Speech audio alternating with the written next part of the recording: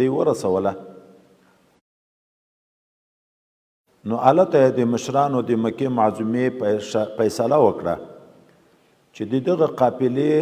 په سر باندې دا د موږ مشران ټول ختم شوه لہذا د دغه تجارت چې څومره ګټه ده دا به بیرته د دغه مشرانو د انتقام دپاره په جنګ کې استعمالیږي چاته به شخصي نه ورکول کیږي اصل راس المال هر چاته ورکو هغه ګټه راواخسته اسباب د جنګ په واخسته په دریم کال د هجرت د کوچني اختر په میاشت کې 3000 کسان مشرکین د ډېر لوی اسباب او سامانو د جنگ سره در روان شو د مدینه منورې په لوري باندې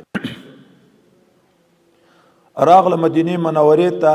د احد غره نه شاته عینین په نامه باندې یو غر ده د هغه سره یې واړول حضرت پیغمبر علیه الصلاۃ والسلام ته دا حال راغی پیغمبر علیه السلام د معلوماتو دپاره څوک ولیږل هغه معلومات راوړه چې واقعي راغلي دي او تقریبا 3000 کسان دي حضرت پیغمبر علیه الصلاۃ والسلام د مشورې دپاره مشران صحابه انصارو راوغوښته او عبدالله ابن ابی ابن سلول رئیس المنافقین مخکې چیرې په مشوره کې ګډ کړی دا هم په مشوره کې ګډ پیغمبر علیه السلام د صحابه سره مشوره شروع کړه چې اوس څنګه که کفار راغلي دي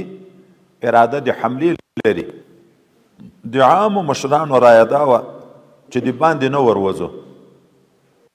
مدینه منوره کې چې موږ یو چې دی راشي په موږ باندې حمله کوي نو ځوانان هغه تکړه خلک به د دوی په مخه جنګیږي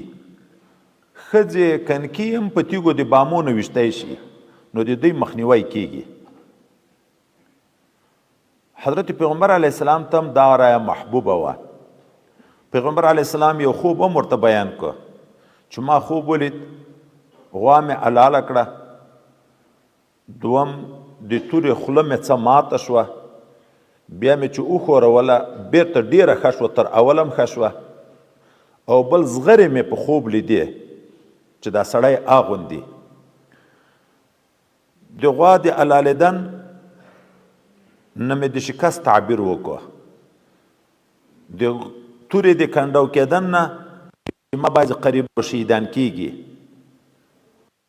او چې بیرته مې وښوروله چې خدای پاک په حالات بیا ډیر سموي وروسته تر دغه جنګ نه خو د زغرو ترجمه مې په مدینه منوره کې وکړه دا د موږ د حفاظت ذریعه ده که ور ونوځو موږ به محفوظ یو خو بعضې ځوانان صحابه د حضرت حمزه رضی الله تعالی عنه په شمول یو په دې اصرار کو نه خامخا وروځو یو د دې وجه نه چې په بدر کې 14 نفر مسلمانان شهیدان شوي وو د یو شهدا او عظمت خدای پاک په قرآن عظیم شان کې بیان کړ د یو مقام ذکر کو نو د دیم شوق شهادت چې دغه مقام راکړي او دوم د دې په خاطر چې کفار دا خیال ونه کړي چې مسلمانان ضعیفه شوي دي د موږ د مقابلې نه ووته موږ د لرې نه ورته راغلو دی نږدې دغه ځای ته نشي راوتی ډیر اصرار په دغه خبره باندې چې خامخا وروځو حضرت پیغمبر علیه السلام د جمعې ورځ وه جمعې د لمانځه نه وروسته ننوت کور ته شیخین مبارکین هم ورسره دي صحابه په انتظار دي د محراب مبارک نه تر حجرې مبارکې پورې چې اوس به پیغمبر علیه السلام راوځي دلته دوه مشران صحابه راغله دا نورو صحابه ورته ویل چې ښه مو ونه کړه پیغمبر علیه السلام مجبور کو وتلو ته تاسې ولې په دې خبره اصرار کوو چې نه خامخا موږ وروځو دی د خدای پاک پیغمبر ده دته وحی نازلیږي په هر څه خدای پاک پوه کړی ده دا یو نوع بې ادبي ده چې تاسې وکړه پرېږدئ چې پیغمبر علیه السلام په خپله خوښه وځي که نه وځي اختیار ده ته ورکوي صحابه پوه شو په دا خپله هغه باندې چې موږ ښه ونه کړه حضرت پیغمبر علیه السلام چې راووتې کور نه توره یې په غاړه کې ده د جنگ اسباب مهیا کړي دي دغه صحابه ورته ویل چې یا رسول الله صلی الله علیه وسلم موږ ښه ونه کړه ته مو مجبوره کړې وتلو ته نه اختیار د تا د خوښه دې وځې او که دلته په مدینه منوره کې اوسېږي پیغمبر علیه السلام ورته ویلې اوس دا خو هغه وخت کې و چې مخکې تاسې ما درته ویلې او تاسې زه مجبوره کړم یو وارې چې د خدای پیغمبر د جنگ اسباب واخلي بیا نه د مناسب چې بې جنګه به بیرته کور ته ننوځي اوس به خامخا ځو حضرت پیغمبر علیه السلام او صحابه سره تیار شو چې روانېده دلته یو مړی شوی و ورغله په هغې جنازه وکړه د جنازې نه بعد روان شو چې روان شو د مدینې منورې نه لږ د باندې ووته هلته یو غټه ډله خلک ولیده وایي دا څوک دي وایي دا حلیف دی عبدالله ابن ابی ابن سلول دی څوک دی ایمان راوړی وایي نه نو نبی علیه السلام ویلې زه د کفارو په مقابل کې د کفارو نه معاونت نه غواړم چې ایمان نه در راوړی په جنګ کې نه راسره شریکوم دا مسله خو موږ تاسې چې چا علم کړ په دوره کې یې څه ویلي دي چې د کفارو نه معاونت حاصلول روا ده په دریو شرطو باندې چې واقعي ضرورت وي دوم هغه کفار د مخکې نه د دغه مسلمانو سره مخلص پاتې شوي وي دریم کم وي د عادت په لحاظ چې بیا هلته داسې نه وي چې خدای نخواسته د جنګ په موقع کې په مسلمانانو باندې بنا وکړي خو په عامو اوقاتو کې د دوی نه معاونت حاصلول ناروا دي دا یې بیرته وګرځول مخکې تیر شوه بیا نبي علیه الصلاة والسلام وویلې اوس د خپل ملګري وګورئ چې څو کشران وي نابالغه وي چې دا لاړ نشي وایي که ته تقریبا 14 هلکان چې نابالغه و دا یې بیرته راوګرځول صرف د یوه هلک په باب کې ورته وویلی شو چې دغه غیشي ډېر ښه ولي ښه نشانه ویشتونکی ده هغه ته اجازه وکړه بل هلک چې خبر شو هغه ورته وویلې چې پلانکي ته اجازه کړې زه خو په غېږو کې په هغه پهلوان یم زه یې هغه راڅملومه نبي علیه السلام ته یې دا حال ویلی نبي علیه السلام په غېږو سره واچول هغه هلک چې رښتیا ښه غیشي ویشته هغه یې راڅملوه نو ده ته یې اجازه وکړه صرف دغه دوه نابالغو ته 14 کلونو ته اجازه کړې ده نور چاته اجازه ونه کړه په لیاره شپه راغله خبره به مختصره ذکر کوو بیا چې روانیږي عبدالله ابن ابی ابن سلول چې دا رئیس المنافقین ده مجاهدین چې روانو تقریبا 1000 نفره شاوخوا وو د ده په شرارت باندې 300 کسان بیرته راوګرځېده د مسلمانانو د ډلې نه 300 کسان بیرته راوګرځېده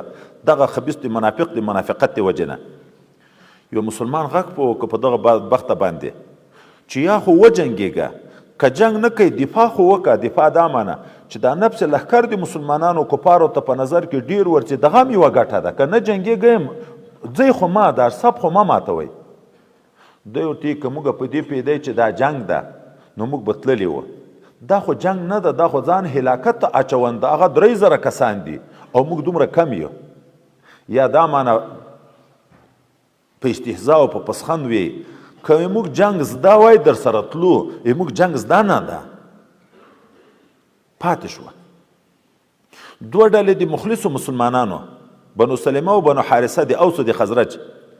دغه هم یو وارې په زړه کې ورختایي راغله چې موږ به هم وګرځو خو چونکې د خدای پاک مخلص مسلمانان وو دوستان وو د الله تعالی منافقین نه وو خدای پاک زړونه بیرته مضبوط کړه از هم طائفتان چې خبره دستی نږدې را روانه ده الله تعالی د دغه شکست نه دوی راوساتل د مسلمانانو سره مسلمانان چې لاړه احد مبارک ته ورسېده حضرت پیغمبر صلی الله علیه وسلم حضرت عبدالله ابن جبیر رضی الله عنه په مشرۍ 50 نفره غیشي ویشتونکي په یو غونډۍ باندې کېنول جبل رومات ورته ویل کېږي او دغه ته ویلې چې کفار چې په موږ حمله کوي نو تاسې به په غیشو ولی د پاسه نه او تاسې به د دغه خپل ځای نه راکوزېږئ که موږ ټول شهیدان شوم نه به راکوزېږئ که موږ غالبه شوم نه به راکوزېږئ چې تر څو ما اجازه نه یې درته کړې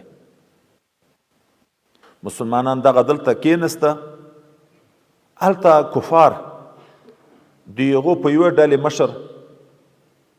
ګورې وروسته خو خدای پاک مسلمان کړي دي سړی دا اوس تعبیر هم سم نشي کړی د هغه د مشرک حال تعبیر هم نشي کړی یوه طرف ته حضرت عکرمه د ابو جهل زوی مشر ده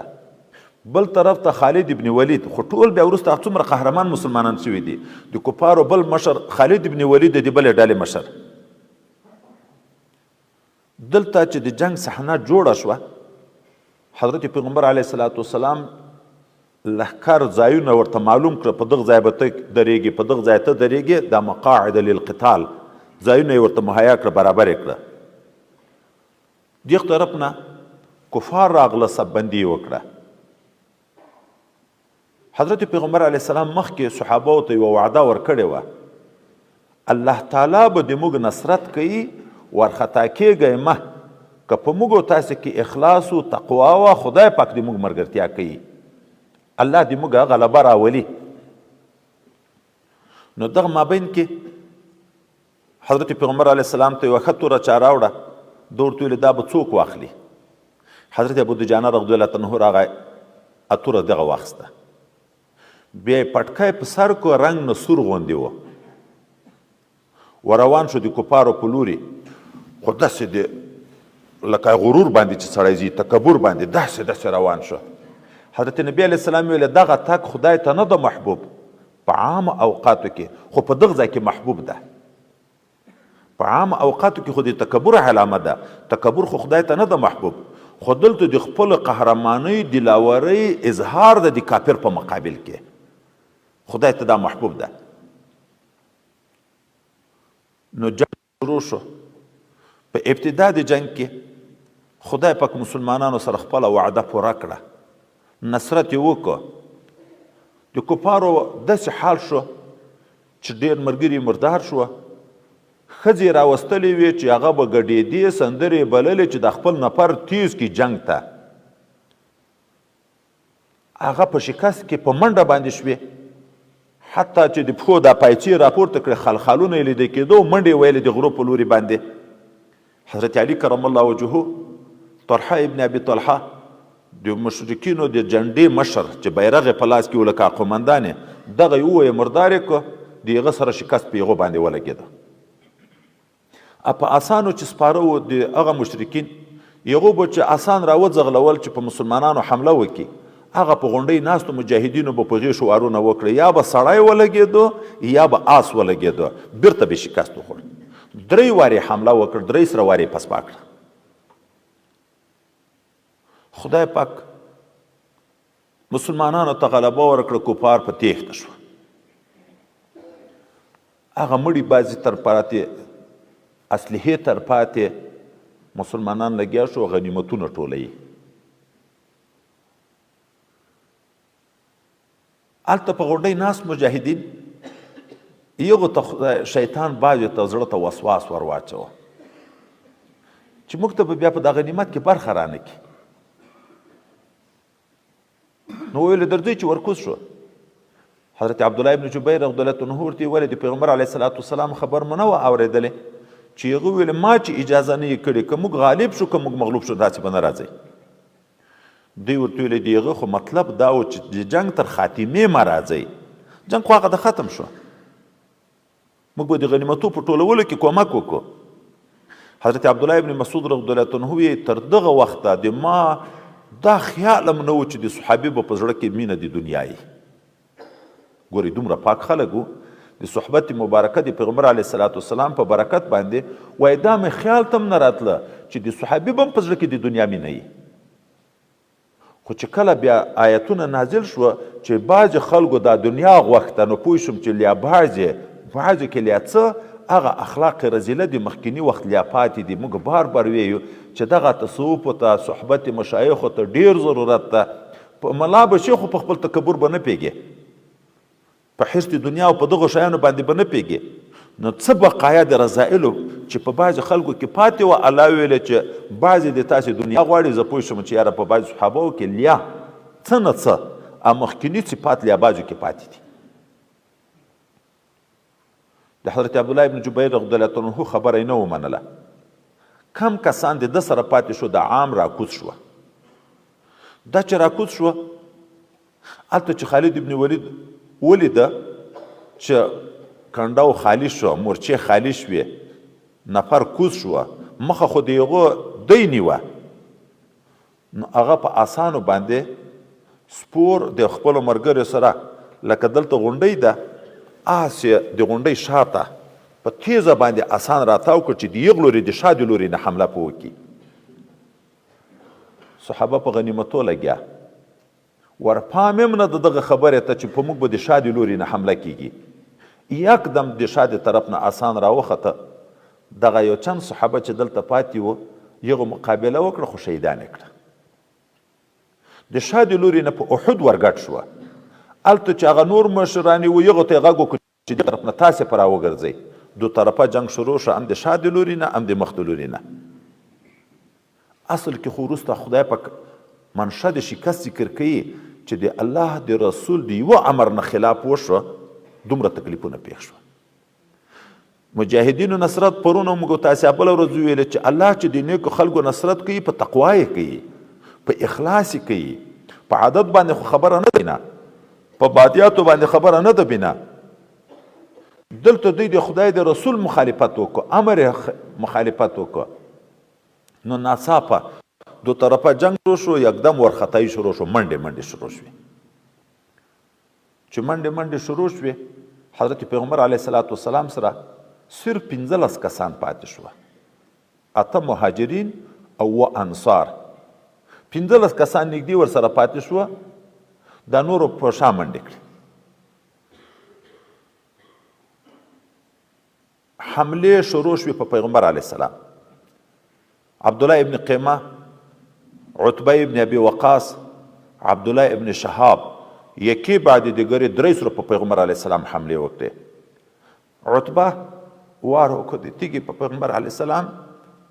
دغه لاندې غاښ مبارک د ښي لوري دغه شونډه وچاوده، د غاښ مبارک یې مات شه، شهید شه. چې مخ ته راتلو چې پیغمبر علیه الصلاة والسلام دا پسې ووایي خو مخه یې ونیوه شوه. عبدالله ابن شهاب حمله وکړه، پیغمبر علیه السلام یې په دغه ځای باندې وویشت. هلته 2 خولونه ننوته، غاښونه په مخ کې، مخ مبارک زخمی شو. عبدالله ابن قیمه وار وکړ په پیغمبر علیه السلام سر مبارک ته ولګېدو، سر مات شو، وینې را روانې شوې، ګیره مبارکه په وینو ککړه شوه. چې مخکې راتلو په حمله یې کړه په پیغمبر علیه الصلاة والسلام باندې، هغه بیرته وګرځول شو. هغه عتبه ابن ابي وقاص چې په پیغمبر علیه السلام مخ ته راتلو، حضرت مصعب ور مخته شو چې صاحب د جنډې د پیغمبر علیه السلام و، هغه یې شهید کو.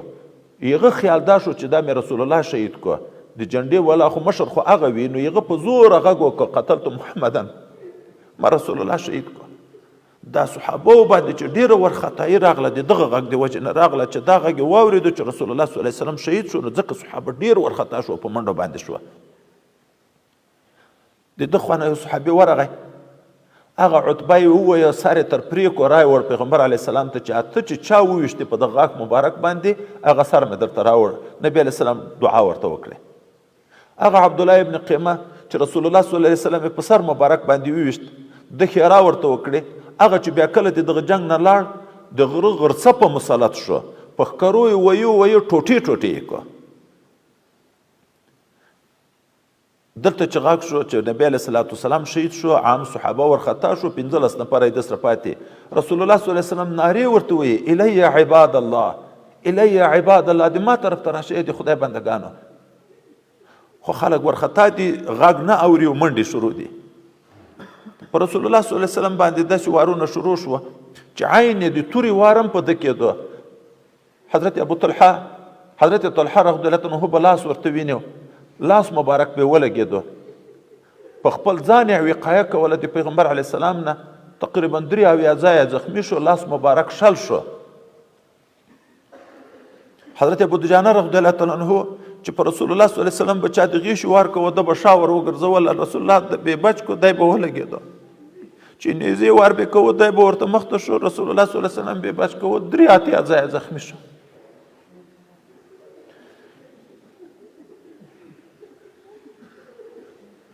حضرت پیغمبر علیه الصلاة والسلام دغه کمو نفرو په مابین کې د وارونه د هر طرف نه په ده باندې کېږي. پیغمبر علیه السلام وغوښته چې غره ته کمر ته وخیږي چې هغه نورو صحابو پسې غږ وکړي چې زه ژوندی یم را وګرځئ. غبرګې زغرې اغوستې وې، 3 ځایه زخمي و، وینې د بدن مبارک نه ډېرې بهېدلې وې، نه شوی خطای. حضرت ابو طلحه رضی الله تعالی عنه ورته کېناست، دی په ولې باندې په زخمي وجود یې پښه ورکېښوه، پاس وخوت طلحه رضی الله عنه باندې. هلته چې وخوت د په باب کې دعا وکړه، اوجب طلحه دغه ته جنت خدای پاک واجب کړ. حضرت عمر فاروق رضی الله عنه وایي چې ما یو خواته بلې خواته کته چې ګورم چې په رسول الله صلی الله علیه وسلم مې سترګې ولګېدې چې دا خو ژوندی ده. رسول الله صلی الله علیه وسلم چې غږ وکړو چې ما طرف ته راوګرځئ، هلته چې څه صحابه ولیده چې رسول الله صلی الله علیه وسلم ژوندی ده، نو د ده په لورې را روان شو. 30 نفره صحابه مبارکین ده ته راورسېده. په دغه مابین کې یو صحابي زخمي ده.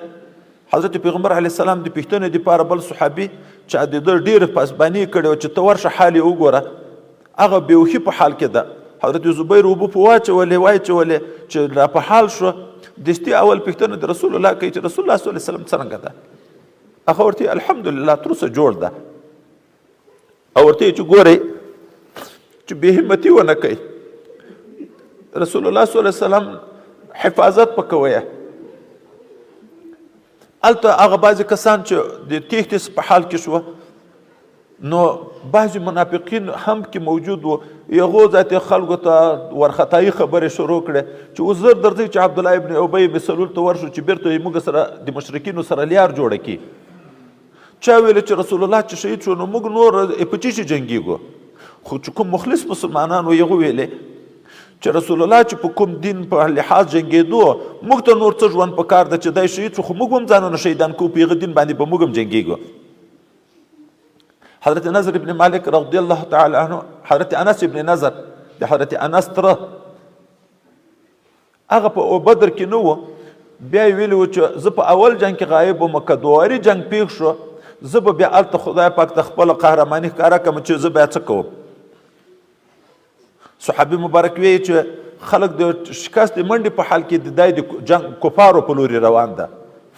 وایي ما ورته ویلې څه کوې؟ وایي ده ویلې ما ته دغه ځای نه د جنت بوی راځي. او خدای ته سوال کوي چې ای الله د هغه بدبختو د عمل نه زه بیزاري کوم او د دغه صحابو په باب کې معذرت غواړي چې خدای ته یې معاف کړي چې دی وتښتېده. هغه جنګېدو چې 83 ځایه تقریبا زخمي شو، شهید شو. چې بیا یې وروسته پېژندو نه په یوه ګوته باندې خور وپېژندو. نو 80 نفره تقریبا صحابه شهیدان شو، ډېر زخمیان شو. د هغه یو امر د مخالفت د وجې نه دا دومره لوی تکلیف مسلمانانو ته پېښ شو. مسلمانان چې دلته کم د نبي علیه السلام سره موجود دي، ابو سفیان چې مشري د کفارو کوله، هغه د فخر دپاره په زوره نارې کړې اعلو هبل اعلو هبل. یعنی هبل بوت و، لار دا کامیاب شو، پورته شو. نبی علیه السلام ورته ویلي جواب ورکوي. وایي څه جواب ورکو؟ وایي دا ورته وایي چې الله اعلی و اجل، تر خدای نه لوی ذات بل څوک نشته. بیا یې هغه ویلې لنا العزا ولا عزا لکم، د موږ خو د عزا بوت ته هغه ملګرتیا وکړئ، تاسې عزا نشته. رسول الله صلی الله علیه وسلم ورته ویلي جواب ورکوي. وایي څه ورته وایي؟ ورته وایي الله مولانا ولا مولا لکم. بیا ابو سفیان غږ وکړو افی قوم محمد صلی الله علیه وسلم. نبی علیه السلام ورته ویلي جواب مه ورکوئ. بیا یې ویلې افی قوم ابن ابي قحافه چې صدیق اکبر شته، نبی علیه السلام ورته ویلي جواب مه ورکوئ. بیا یې ویلې افی قوم ابن خطاب حضرت عمر شته، نبی علیه السلام ویلي جواب مه ورکوئ. نو هغه د خوشحالۍ نه نارې کړه چې د مسلمانانو مشران ټول لاړ ختم شوه. حضرت عمر صاحب دا خبر برداشت نه کړه، نو په زور یې ورته ویلې چې دروغ دی ویلې د خدای دښمنه، دا تا خبرې ټول اوري، دا ژوندي دي. بیا ابو سفیان ورته ویلې ښه نو راشه ماته. نبی علیه السلام ورته ویلې ورشه. چې ورنږدې شو ورته ویلې ما ته خو چې ابن قیمه ویلي و که عتبه چې رسول الله مې شهید کړو، ته تر هغه رښتیا وایه شهید ده که نه؟ ده ورته ویلې نه قسم ده اوس هم د تا خبرې اوري. بیا هغه ورته ویلې تاسې به په شهیدانو کې مسله ووینئ،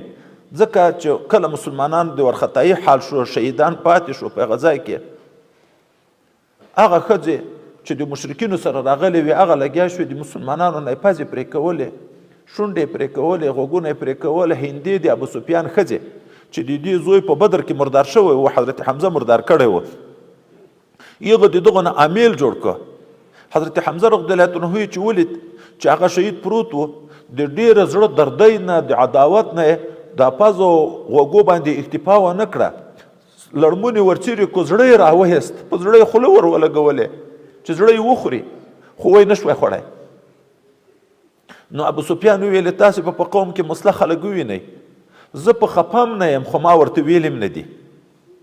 او بیا یې ورته ویلې ابو سفیان وایي کال ته به بیا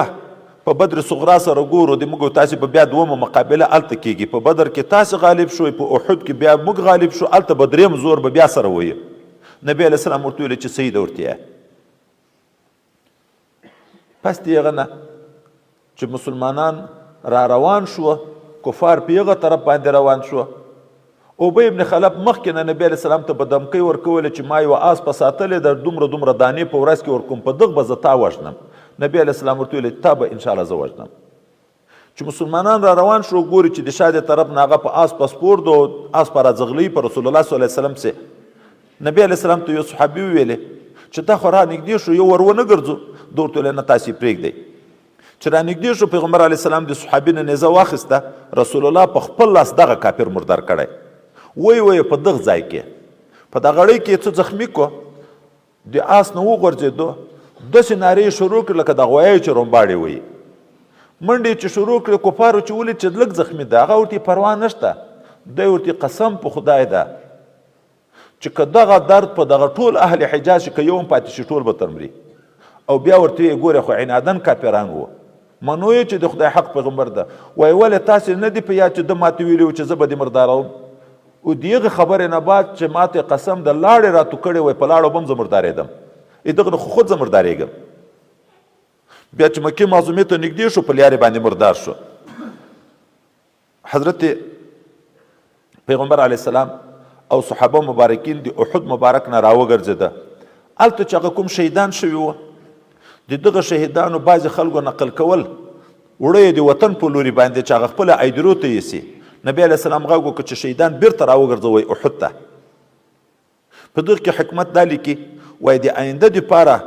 چې د احد مبارک تعلق بیا مسلمانان پرې نږدي طبعا مسلمان د شهید زیارت ته ورځي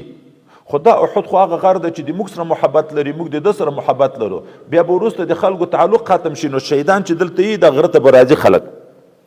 او بل به ګټه دا وي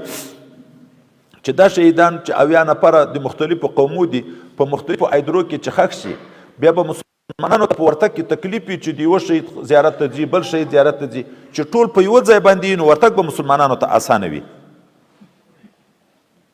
خو هلته شهیدان ډېر وو بل طرف ته په دا مجاهدینو کې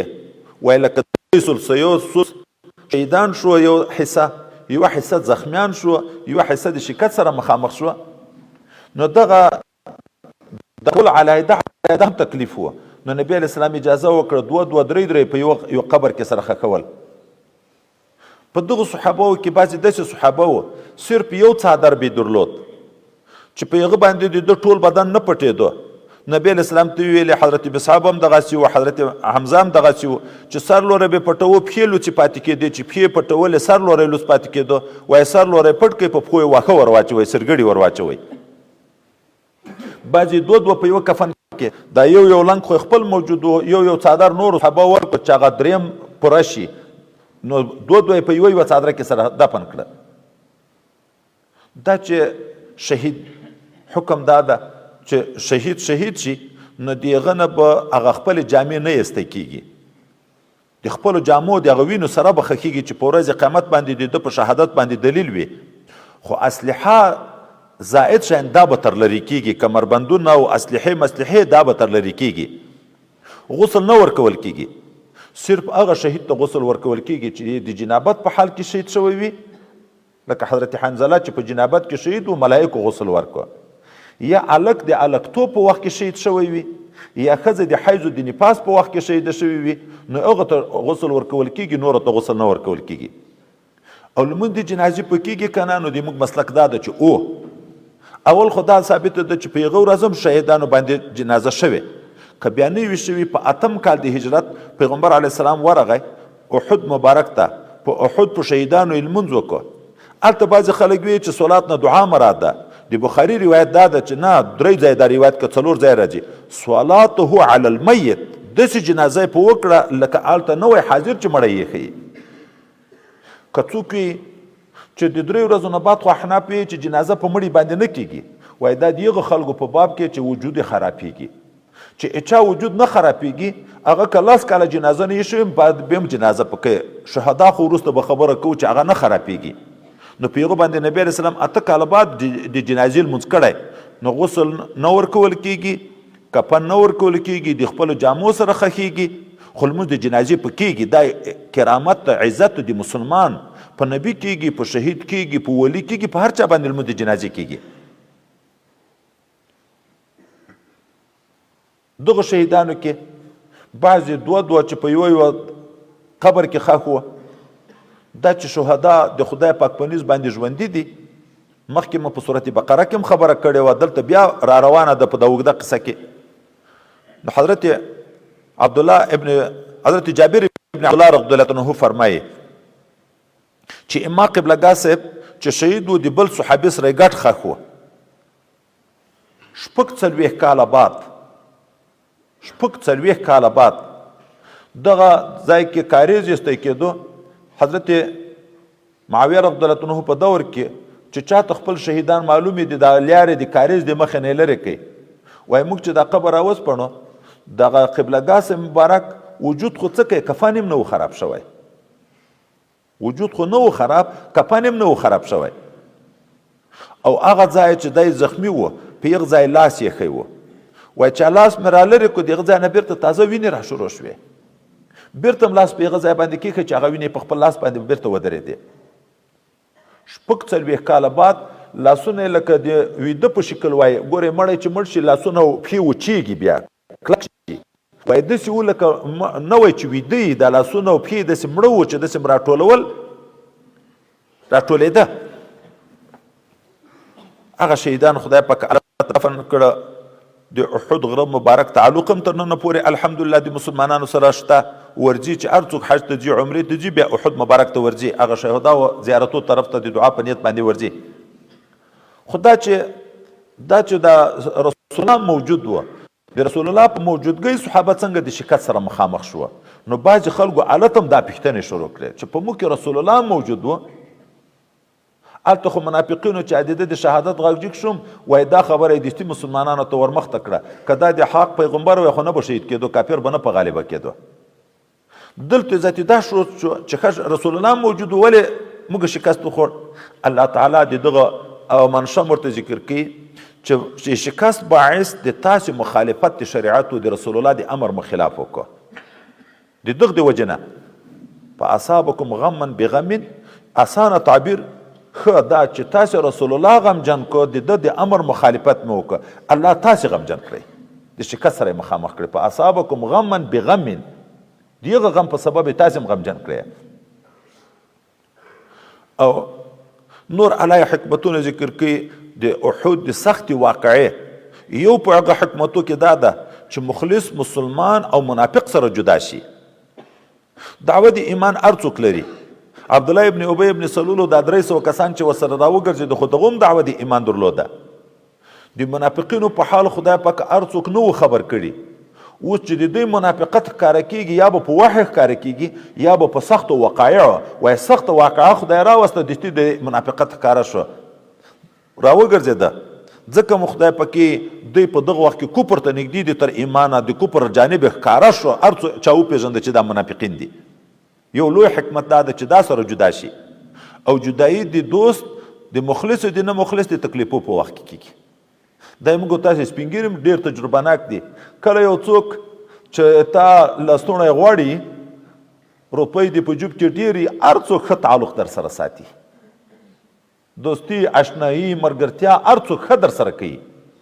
خو دا چې اوس رښتیا دوست ده او که دا کباپو ته راځي دا په هغه وخت کې معلومیږي چې په تا تکلیف راشي پوروړی دې ونیسي او ته درته ووایې چې اوس امام اړی خو دې ډېرې خوړلې دغه خو ورته ویلی نه شي خو خیر چې ورته چې څه روپۍ پور راکه چې زه پوروړی تنګ کړی یم، ته بیا وګوره چې درې دوستان در پاتې کېږي که نه در پاتې کېږي. دا موږ ډېر لیدلي دي، تجربه ده تجربه، چې دغسې اشنایان ډېر وي خو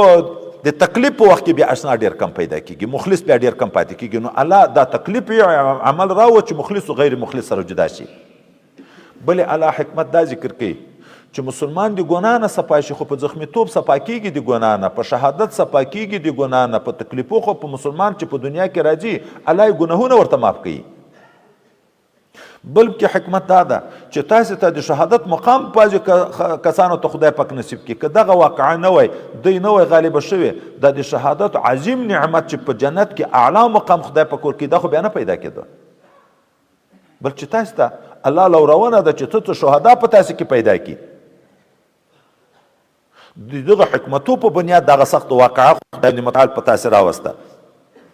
بیا چې دا صحابه مبارکین راوګرځي د مدینې منورې ته راورسېده، هلته ابو سفیان حمراء الاسد علاقې ته ورسېده، بیرته پښیمانه شوه چې نه خطا شو، بیرته ولې راغلو؟ نه مو د دوی مشران شهیدان کړه، نه مو د دوی پیغلې دومره مغرور و متکبرین و، نه مو د دوی پیغلې د ځان سره په غنیمت راوستې چې مینځ تر جوړې وای. درځئ چې بیرته ور وګرځو، بیا په مدینه منوره باندې حمله وکړو. صفوان ابن امیه ورته ویل چې مه کوه داسې،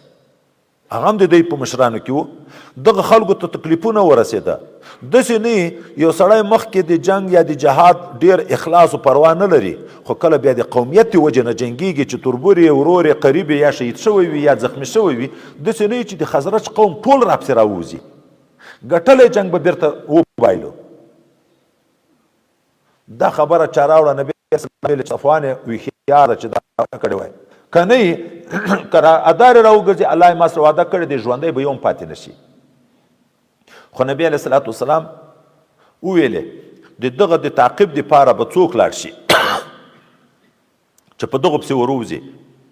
حضرت صدیق اکبر او حضرت عمر یې راوغوښته مشورې ته، الله نصرت ورکړو چې زه یې زړه ته ډار وراچوم، ورخطا کېږئ تاسې ما. دوی ویل موږ تیاریږو پسې. حضرت نبی علیه السلام ویل چې اعلان وکړئ هغه څوک به راځي چې پرون په جهاد کې د احد شریک و، منافقینو ته اجازه نشته، چا پرون رانه ګرځېدلي دي هغو ته نشته، دغه خلک به پسې ځي. په دغو نوي خلکو کې یو حضرت جابر وی چې ما رسول الله صلی الله علیه وسلم ته عرض وکړ چې یا رسول الله صلی الله علیه وسلم احد ته ځم تلم، خو د ما او د پلار سره لانجه وه، پلار مې ویلې زه ځم، ما ویلې زه ځم. دا نه خویندې وې، درې واده وې، شپږ په کور کې وې کڼکۍ. وایي پلار مې راته وویلې چې ګوره داسې مه کوه، دا شهادت د ما نه مه ګرځوه، دغه خویندې ګوښې مه پرېږده، دا مناسب نه ده چې دا په کور کې نو د هغو دپاره زه پاتې شم. که نه زم پرون تلم، یو یې ما ته اجازه وکړه په نوې خلکو کې، بل چاته نه وه. د صحابه قوت ایمان ته اوس وګورو چې غږ وشو چې بیا ځو جنګ ته. وایي داسې صحابه وو چې نه ځایه زخمیان، داسې وو چې 10 ځایه زخمیان، داسې وو چې 11 ځایه زخمیان، 14 ځایه زخمیان. حتی بعضې صحابه پټۍ تیارې کړې وې، دوایي یې په یوښې وه چې په زخم یې کېږدي. په داسې حال کې چې غږ وشو چې رسول الله ویې چې راواخلئ تورې بیا راوځئ. وایي پټۍ په هغه ځای پرېښوې، دومره یې ونه کړ چې دومره وځنډېږي چې پټۍ تر هغه زخم نه تاو کړي. پټۍ په هغه ځای پرېښوې پسې راووته او تر حمراء الاسد پورې پسې لاړه. هلته خدای پاک په هغو ډار ګډ کړو، هغه وتښتېد د هغه ځای نه. الله د دغو مسلمانانو په باب کې د خپل رضایت آیتونه نازل کړه چې خدای پاک د دغو نه هم ډېر راضي شو. او هلته چې هغه د بدر صغرا دواري د بل کال وعده وکړه چې آینده کال ته به بیا جنګېږو، هغه وخت چې راغی هلته قحطي وه، وچکالي وه. ابو سفیان دغه ویل دا وخت د جنگ مناسب نه ده، ځکه وښې مو پاڼې واښه چیني چې وخورو چې موږ ته شودې راکړي، موږ به بیا په دا تکلیف کې د اوږده سفر کې چی خورو، او دا خبره مناسب نه ده چې شکست موږ د لورې نه وي. نو یو چل یې جوړ کړه. نعیم بن مسعود اشجعي ته یې وویلې 10 اوښان به په انعام چې درکړم د پلانکي په لاس به یې درته کېږدم د ضمانت په شکل، ته لاړ شه مدینه منوره کې. مسلمانان خو به خامخا جنګ ته ځان تیاروي، ولې هغه وعدې ته خو راځي. هلته دا پروپاګانډه ګډه کړه چې کفار دومره قومونه درته جمع شوي دي چې حد نشته او نوې نوې اسلحې پیدا کړي دي چې په مسلمانانو ډار ګډ شي رانه شي، نو د مخالفت نسبت په دې ته کېږي چې مسلمان د مقابلې نه مخالف شو رانغله. چې راغی دلته دا افواه یې ګډه کړه، نبي کریم صلی الله علیه وسلم ته دا وام پیدا شو، داسې نه چې صحابه انکار وکړي، خو خدای پاک د مسلمانانو زړونه قوي کړي، هغو نارې کړه حسبنا الله ونعم الوکیل، موږ الله کافي ده، الله دې موږ بس ته نیک متولی ده، خدای پاک دې موږ فتح کوي. مسلمانان ورخطا نه شوه،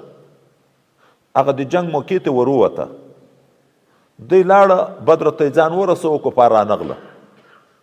نو الله تعالی دوی ته موقع ورکړه چې هغه کوم د خوراکي مواد د جنگ دپاره د ځان سره وړي وو، خو ورزیات شوه، هغه یې هلته خرڅ کړه، یو په دوه باندې تجارت کې هم ګټه وکړه، امې د جهاد ثواب وګټو، امې دنیایي مال لکه د غنیمت په ځای خدای په تجارت کې ګټه ورکړه، بیرته راوګرځېده. الله تعالی د یغو مقام هم ذکر کوي. وإذ غدوت من أهلك، یاد کا ای رسول الله صلی الله علیه وسلم هغه وخت چې ته راووتې د خپله کور نه، توبیو المؤمنین مقاعد للقتال، چې تا تیارول مؤمنان په احد کې هغه ځایونو ته لپاره د جنگ. والله سمیع علیم، خدای پاک اورېدونکی او علیم ذات. اذ هم طائفتان منکم، هغه وخت کې چې قصد وکړو، هم ضعیف نیت وکړو، دوو طایفو د تاسې هم ان تفشلا چې وډارې شي، بزدله شي بنو سلمه او بنو حارثه. هو الله ولیهما، خدای دې دی دوست ته زړونه یې کلک کړه. وعلى الله فلیتوکل المؤمنون، خاص په الله تعالی دې توکل کوي مؤمنان. الله تعالی په دا مابین کې چې دلته خو د غم خبره، مصیبت خبره په مسلمانانو راغله، او مخکینی نعمت ور په یادوي چې مسلمان باید دغه ته فکر وکړي، که سک په تاسې تکلیف راغی، خو تیر کال مې په بدر کې د تاسې څومره نصرت کړی و، اوس تاسې دو چند تکلیف دی ته ورکړی و، ځکه او یا مو مردار کړه او یا بندیان په حکم د مرګ کې د قدرت خو دې پیدا کړه. هغه وخت کې چې تاسې کم وی او کفار ډیر و، مسلمان ورخطا و، الله وعده وکړه چې که دوی په تاسې باندې جنګ کوي، زه به د تاسې کومک په 3000 نفرو ملایکو وکم، او که دستي در باندې راغله 15000 ملایکه به درته راولېږم. په هغه جنګ کې چې بدر کې چې کفارو حمله شروع کړه، 15000 ملایکې خدای پاک د نصرت مسلمانانو دپاره راولېږلې، او هغه ملایکې مسومین هلته را روان ده، علامدار چا وایي سپینې سپینې وړۍ په دغو زغرو کې ټومبلې وې چې مسلمان سره وپېژني، څوک یې د مسلمانانو په شکل، دی هم دغسې پټکي په سر و، چا زیړ پټکي په سر و، د چا سپین پټکي په سر و، چا صحابو کې کوم پټکي و دی هم و. د پټکیو ذکر په یو تفسیر باندې په قرآن عظیم شان کې دلته راغلی، او خدای پاک دغه ملایکو په واسطه باندې کفارو ته شکست ورکو، مسلمانان خدای پاک کم کسان په هغه ډېرو باندې غالبه کړه. نو هلته الله یې تاسې نصرت وکړه. هغه 15000 ملایکې چې په بدر کې راغلي جنګېدلي هم دي، خو هغه 15000 ملایکې تر قیامت پورې د مجاهدینو د نصرت لپاره راځي، خو بل ځای کې جنګېږي نه، حوصله افزایي د مسلمانانو کې زړو ته سکون پیدا کوي، لکه شیطان چې ورخطا کوي مسلمان، ډاروي زړه ته وسواس ورچي، ملایکې الهام کوي، زړه کې ثبات پیدا کوي، اطمینان راشي. په کوم ځای کې چې ملایکې موجود شي، په هغه ځای د خدای رحمت ورېږي. لکه په احد کې چې ډېره ورخطایي راغلم، بیا سکینه نازله شوه، حتی صحابي د لاس نه به توره ولوېدل، د خوب غوندې کیفیت پیدا شو. په جنګ کې خو سړی ورخطایي خوبونه نشي کړی،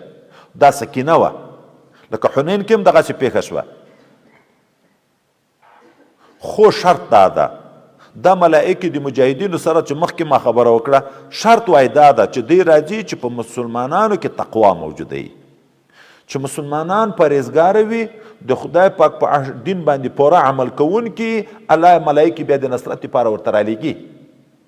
خو که مسلمان لګیا شو په خیانتو، په بیت المال کې خیانتو خبرې را روانې دي، په غنیمتو کې د خیانتو خبرې یا ظلم متعدا یې وکړې، خو الله بیا د دی نه ناراضه شي، چې ناراضه شو هغه خپل نصرت په بند کې بیا ملایکې نه ورته رالیږي. ولقد نصرکم الله ببدر، په تحقیق سره کومک کړی د تاسې الله تعالی په بدر کې، وانتم اذله، حال دا چې تاسې ضعیفان ویه. فاتقوا الله، د الله نه وویرېږئ، لعلکم تشکرون، د دې دپاره چې تاسې د خدای پاک د نعمتو او د احساناتو شکر ادا کوئ. اذ تقول للمؤمنین هغه وخت کې چې تاویل مؤمنینو ته په بدر کې الن یکفیکم آیا نه بس کېږي تاسې ته ان یمدکم ربکم چې مدد وکړي د تاسې رب د تاسې بثلاثه الاف په 3000 من الملائکة منزلین د ملائکونه چې نازل کرده شوي وي رالیږل شوي وي له طرفه د اسمان نه بلا او 3000 بس کېږي ان تصبروا که صبر وکئ وتتقوا او پرهیزګاري وکئ ګناهو نه ځان وساتئ نو صبر او تقوا چې موجود دي ملایکې به ملګري او که داسې ویاتوکم من فورهم هذا که دی راشي تاسې صبر وکئ او پرهیزګاري وکئ او دی راشي دستي هذا دغه ساعت کې یمددکم ربکم مدد به وکړي د تاسې رب د تاسې بخمسة الاف من الملائکة په 50,000 ملایکه او مصومین علامه داره علامه لرونکي چې یوه معنا یې دی پټکی ده چې پټکي لرونکي دا پټکي د عزت او د وقار شی ده حضرت پیغمبر علیه السلام امر هم په کړی ده اعتموا تزدادوا حلما پټکي په سر کوئ وقار به مو زیاتېږي عزت به مو زیاتېږي او موږ یو سپین ږیری استاد الله د جنت الفردوس نصیب کې دوی ویلې تاریخ ابن خلدون لیکلی دي چې حضرت پیغمبر علیه الصلاة والسلام ته صحابه وویل دا د موږ د عربو رعب په خلکو کې تر څه وخته پورې موجود دي خدای پاک د رسول الله په برکت د صحابه او د تقوا په برکت د دنیا کافران تر ډارېده دا رعب تر څه وخته موجود وي وایي ده ورته ویلې تر هغه وخته چې په تاسې کې پټکي موجود دي چې پټکي مو ختم شو دا رعب ختمیږي بیا په دا ګردو کمیسو کې په دا غټو پټکیو کې په دا ساده لباس کې خدای یو عظمت پیدا کړی ده خدای پکې وقار پیدا کړی ده د دغه سره رعب راځي په سترګو د کفارو کې دا ملا ته ملاوي د مالا انا ده 3 ملایان را روانې ټوله دنیا پسې ګوري چې څومره ملایانو لښکر رایستلی ده چا تقواب کې موجود دی خدای د خلکو په سترګو کې غټوي نو دغه ملایکه مصومین دا مصومین نه معنا دا ده چې پټکي په سر نور دا چې الله تعالی د ملایکې راولېږلي بیا مسلمانان خدای پاک په دې پوه کوي چې نه د ملایکې کومک کړی شي چې ایمان نصرت نه وي در سره نه په بل اسبابو تاسې ته فتح پیدا کیږي اصل نصرت خو د خدای پاک د طرف نه ده خو دنیا دار د اسبابو ده دا ظاهري اسباب دي چې الله در ولېږل او چې یو خبره د عالم الاسباب په بنیاد شوه نو دا سوال هم ذاتي نه واردي څوک داسې پوښتنه کوي چې دا 50,000 ملایکو ته څه ضرورت و ولې یو جبرائیل علیه السلام د ټول کاران و بس خدای پاک څومره طاقت یې هغه ته ورکړی نو وایي دنیا کې خدای پاک د دنیا د دستور معامله کوي د دنیا په دستور چې د 2 قومونو سره جنگ وي او یو غالب بل مغلوب وي د مغلوب د کومک لپاره یو پهلوان سړی راشي یو راشي اگر که هر څومره پهلوان زړه په مطمئن کیږي خو که ډېر راشي اگر که کمزوري چې غټه ډله وي نو زړونه مطمئن شي وایي د دنیا دستور دا ده چې په ډیروالي باندې د خلکو ته سکون او اطمینان راځي خدای پاک چې زړونه مو مطمئن شي کني په واقع کې نصرت خو د خدای پاک د طرف نه ده ملائکه هم د خدای مخلوق ده هغه څه کړی شي چې هر څه کې الله تعالی کې لیکن دنیا دار د اسبابو ده اوس نو موږ ته 2 درس دي اسباب منع نشته خو وروسته را روان د توکل به کوي په خدای په اسبابو به اعتماد نه کوي دا ځای تاواني ده وما جعله الله الا بشرا لكم ندی ګرځولې دغه مرسته مګرم زیره د تاسو لپاره ولتطمئن قلوبکم به او د دې لپاره را لګلې دي چې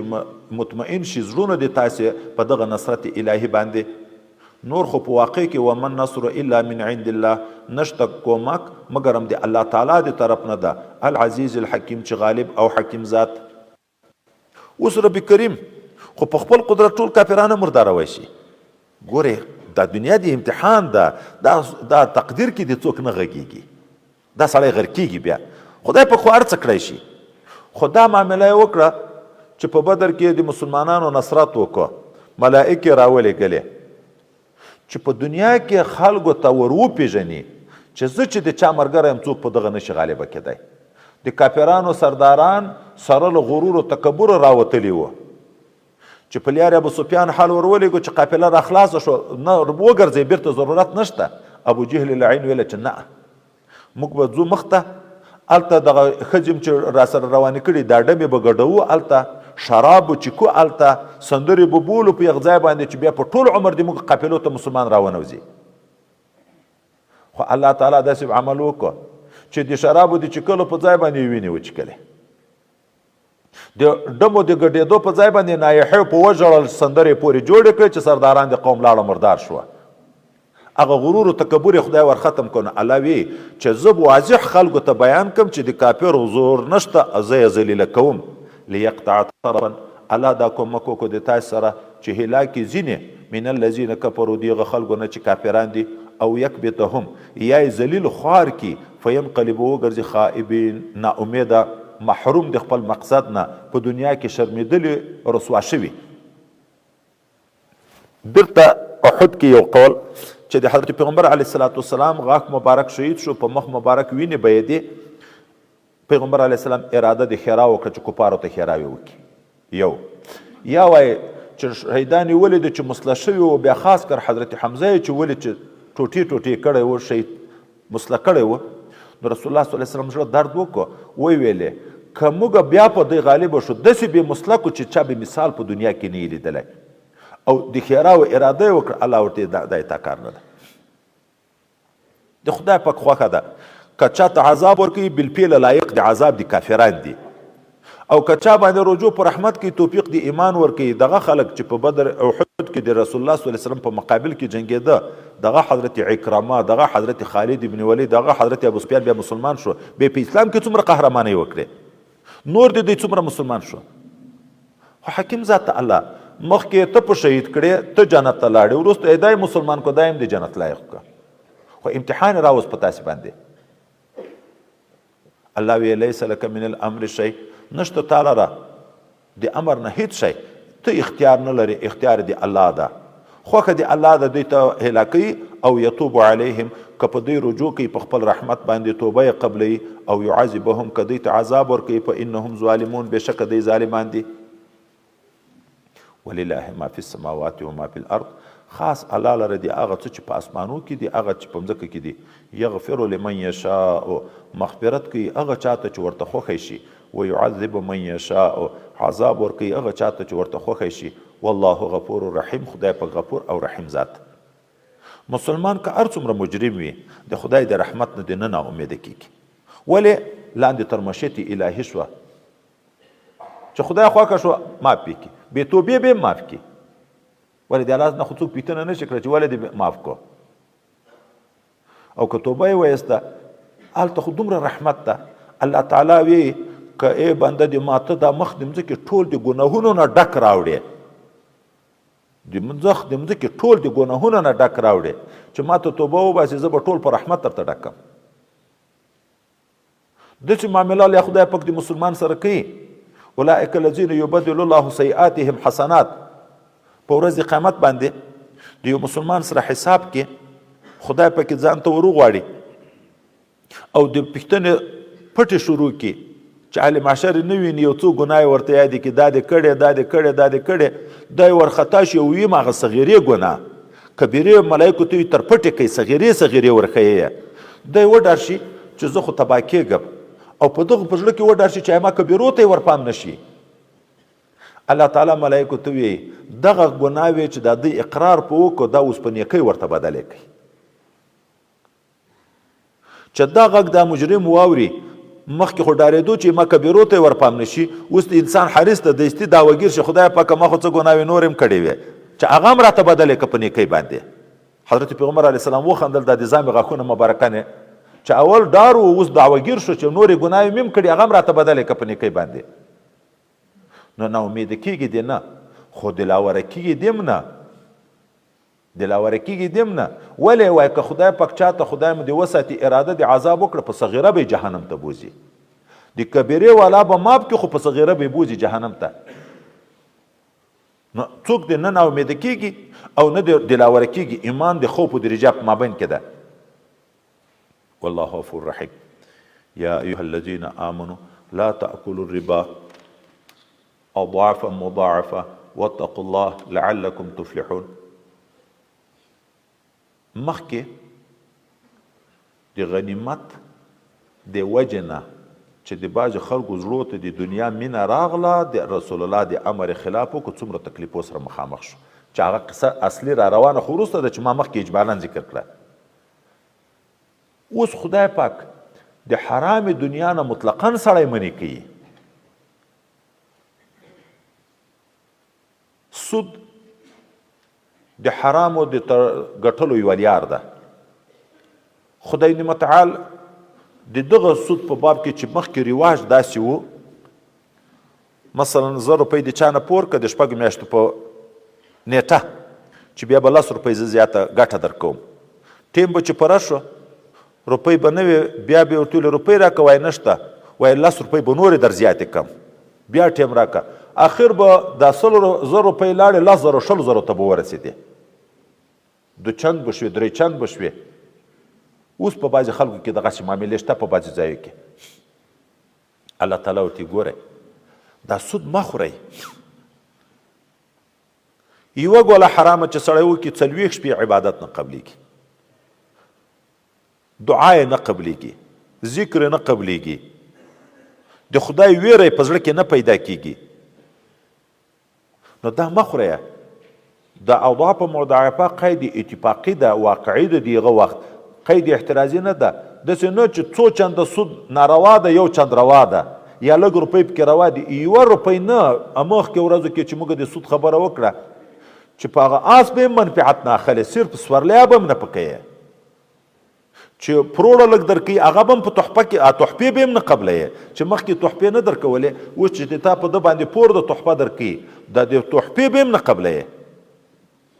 کل قرض جر نفع فهو ربا. په هر پور چې تا ګټه واخیسته هغه سود ده. نو مه خورئ ربا، سود او ضعاف مضاعفه په دې حال کې چې 2 چنده په 2 چندیو باندې. واتقوا الله د الله نه وویریږئ لعلکم تفلحون، شاید چې تاسو به مراد ته مقصد ته ورسیږئ، خلاص بشئ د الله د قهر نه. او واتقوا النار التي، وویریږئ د هغه اور نه اعدت للکافرین چې تیار شوی د کافرانو ته. دلته اوس 2 ترجمې دي. یوه ډېره خطرناکه، مخکې ذکر شو سود مه خورئ. وروسته د هغه اور نه ځان وساتي چې د کافر دپاره تیار شوی ده. وایي دا دغه تنبیه ده، خدای مې په حال رحم وکړي. وایي سود چې څوک خوري اخر عقیده د حلالتوب ورته پیدا شي. دا سود ځان ته حلال بولي، لکه کافرانو چې ځان ته حلال بوله، چې حلال یې ځان ته وبولي په کافر شي. نو عین کافر سزا خدای پاک ورکوي. چې ځان ته حلال ګناه وبولي کافر شو. نو سود مه کوئ، اخر مو عادت جوړېږي، بیا مو د زړه نه د ډار خبره ورکېږي، بیا به عقیده د اباحت پیدا شي، ځان ته به روا بولئ، چې روا مو وبوله کافر شوئ. د کافر سزا به خدای پاک درکوي. او یا دا منه اصل جهنم خدای د کافر دپاره تیار کړی، د مسلمان دپاره نه. مسلمان خدای جهنم ته نه بیایي چې تر څو د کافر سره په عمل کې نه مشابه شوی. سود خو د کافر کار ده، او چې مسلمان کې د عمل په لحاظ ورسره برابر شو، نو د دغې وجې نه دایم ځي بیا جهنم ته. که غلا کې، که زنا کې، که قتل کې، که بله ګناه کې، دا عملان مشابه شو د کافر سره، د کفر سره په مشابهت د وجې نه نو جهنم ته ځي. او چې اصل ایمان موجود ده، د کافر غوندې بیا همیش په جهنم کې نه پاتې کېږي، بیرته به راوځي. خو دا کنکی کفر، کفرون دونه کفرین د بخاري باب ده، چې دا کنکی کفر چې پکې راغی چې ګناه ده، هره ګناه د کفر یو شاخ ده. لکه نیکي چې ایمان شاخونه دي، ګناوې د کفر شاخونه دي، نو هغه د هغه شاخ په انداز باندې اور په بلیږي، د هغه شاخ په انداز ګناه ورکول کېږي، خو د ایمان د وجې نه به بیرته بیا خدای پاک جنت ته بیایي. واطیعوا الله، حکم ومنئ تاسې د الله تعالی والرسول او د رسول علیه السلام. حکم د الله ومنئ، فرض په ځای کوئ، د حرامو نه ځان ساتئ. حکم د رسول الله ومنئ، په سنتو باندې ځان برابر کئ، او د ده په فرمودو باندې عمل کوئ، د ده په عمل پسې اقتدا کوئ. ما اتاکم الرسول فخذوه وما نهاکم عنه فانتهوا. چې څه درته ویایي هغه باندې عمل کوه، د چی شي نه چې منې کوي ځان ساته. لقد كان لكم في رسول الله اسوه حسنه، چې دای څه کې اقتدا پسې وکړه، د دغه عمل په ځان کې پیدا کړه. لعلکم ترحمون، شاید چې خدای پاک په تاسې رحم وکړي. وسارعوا، او یو تر بل تلیوار کوئ الی مغفرتین، هغه اعمالو ته چې سبب د مغفرت دی من ربکم له جانب د رب د تاسې نه. نیکي سبب د مغفرت ته، مخکې موږ تاسو ویلې صدقه سبب د مغفرت ته. تلیوار کې کوي او مقابله سره وکړئ په نیکي کې، یو تر بل باب د مفاعله د یو تر بل. نبی کریم صلی الله علیه وسلم هغه وی چې هغه انسان صابر او شاکر د خدای پاک په نيز چې دا صفات په دې کې موجود وي، چې په نیکی کې تر ځانه پورته ته ګوري، په هغه پسې اقتدا کوي چې زم په پلان کې پسې ځان ورسوم، او په دنیا کې تر ځانه ټیټ ته ګوري، په خپل حال صبر وکړي چې زه خو شکر د طریقه ښه یم، یوه ګوله وچه مړۍ خو راته رسېږي، سوال ته خو نه یم مجبور، شل خو نه یم، ړوند خو نه یم. نو ام صابر ام شاکر مقام خدای پاک ورکوي. او که چا په دنیا کې تر ځانه پورته ته کته، په دین کې تر ځانه ټیټ ته کته،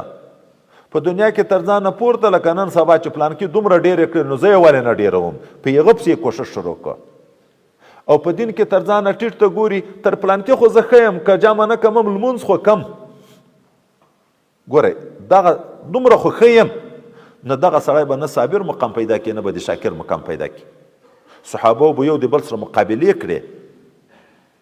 بله ورځ مو د صدیق اکبر او د حضرت عمر واقعه ذکر کړه. یو داسې عمل ته یو تر بل تلېوار کوي، تلېوار ګناه در نه وشه دستي توبه باسه، نیک عمل کوه چې د مغفرت ذریعه ګرځي، بل و جنت چې سبب د جنت ګرځي، هغه جنت عرضها السماوات والارض چې پلانواله یې لکه پلانواله د اسمانو د مځکې، چې د اسمانونو مځکه سره یو کې د جنت سور دومره ده، هغه جنت ته ځان برابر کوي. جنت بیا د چا دپاره تیار شوی؟ اعدت للمتقین، دا تیار شوی دی د متقینو انسانانو دپاره. که په چا کې اعلی پر د تقوا و، خو د للمتقین کې موږ تاسې خبرې کړې دي، هغه به اول جنت ته ځي، بلکل به په ده تکلیف نه تېرېږي. خو که چا په تقوا کې څه کمزوري وه نو کله به په محشر کې لږ وځنډېږي، حساب و کتاب کې نور ملګري تر لاړ جنت ته او دی دلته پاتې د حساب ورسره کېږي. که تر هغه زیاته کمزوري وه، څه ګناوې تر شوې وې، قبر عذابونه به په تېرېږي، چا باندې به په دنیا کې تکلیفونه تېرېږي. دغه متقین خدای جنت د دی دپاره تیار ده. متقین دي څوک؟ الله تعالی اوس خپله موږ ته حال بیانوي. متقین چې خدای پاک جنت د دی دپاره تیار ده، څوک دي؟ د دغه شیانو د اورېدلو موږ تاسې غور باید وکړو، دغه شی باید په ځان کې پیدا کړو. متقین څوک دي؟ الذین هغه کسان دي ينفقون فی السراء والضراء چې دوی لګوي مالونه خپل د الله تعالی په نامه، فی السراء د ارزانۍ د دنیادارۍ په وخت کې، والضراء او د تکلیفو د ضررو د مسکنت په وخت کې، تنگ دستۍ په وخت کې. دغه معنا ده هر انسان صدقه د خپل وس موافق،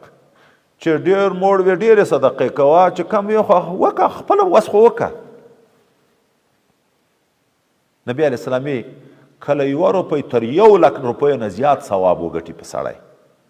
ولې یو سړی 1 کروڑ لري، هغه 1 لک روپۍ صدقه کړي، دا 1 لک روپۍ د کروڑ سلمه حصه ده. یو سړی 2 روپۍ لري، مسکین محتاج ولې دی 1 روپۍ ورکړه، نیمه یې دنیا یې صدقه کړه. خدای پاک مقدار د روپیو ته نه ګوري، نیت او اخلاص ته ګوري. دغه 1 روپۍ باندې سړی ډېر ثواب تر هغه وګټي. نو دا انتظار به موږ نه کوو لکه موږ د عامه طالبانو لږ به خبره سره کوو. طالبانو ملیانو خیال دا ده چې صدقې به هلته کړو چې روپۍ په یوارې په لکاو پیدا کړو. ترغیب د صدقو به صرف ماړو ته ورکوو. عوامو کې هم بعضې داسې غریبانان چې اوس صدقه چې ورکوي خو پلانکی خان به ورکوي، زه خو دومره نه لرم. طالبه، ملا،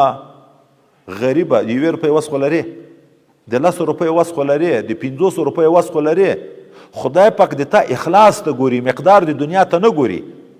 نو اول صفت متقینو وای په صفاتو کې هم که موږ دلته فکر وکړو نور صفات هم ذکر کېږي. اول د سخاوت صفت ذکر کړه.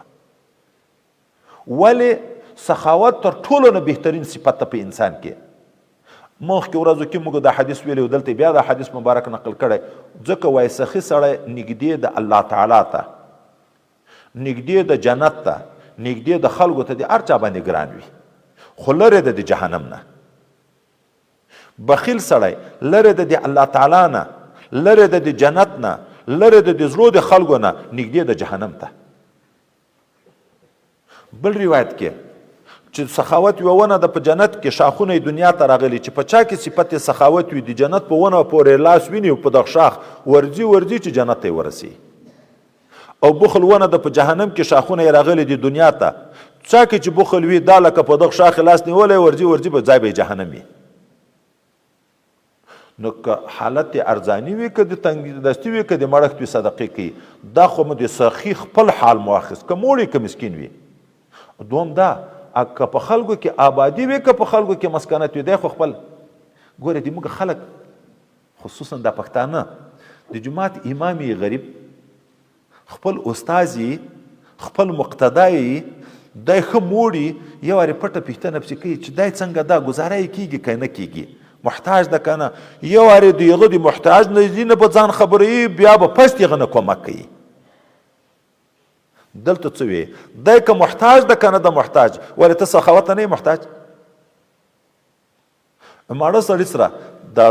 مسکنت خو چې شرط د زکات لپاره شرط ده چې زکات به مسکین ته ورکوي، صدقه کې مسکنت شرط ده چې صدقه به مسکین ته ورکوي.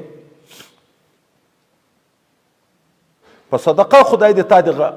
جهنم اور نه خلاصي، د غضب اور د خدای پاک مړ کېږي په صدقه خو غني ته هم ورکول کېږي، مسکین ته هم ورکول کېږي، حتی صدقه خو کافر ته هم ورکول کېږي، خو زکات نه ورکول کېږي. نو په سراء والغضراء دا معنی که خلک آباد دي که خلک نه دي آباد، خو ته خپل سخاوت کوه. متقین انسانان چې په هر حال کې خپل سخاوت کوي. یو والکاظمین الغیظ، دوم متقین انسانان هغه دي چې زغمون کې د خپل قهر دي سره له قدرته.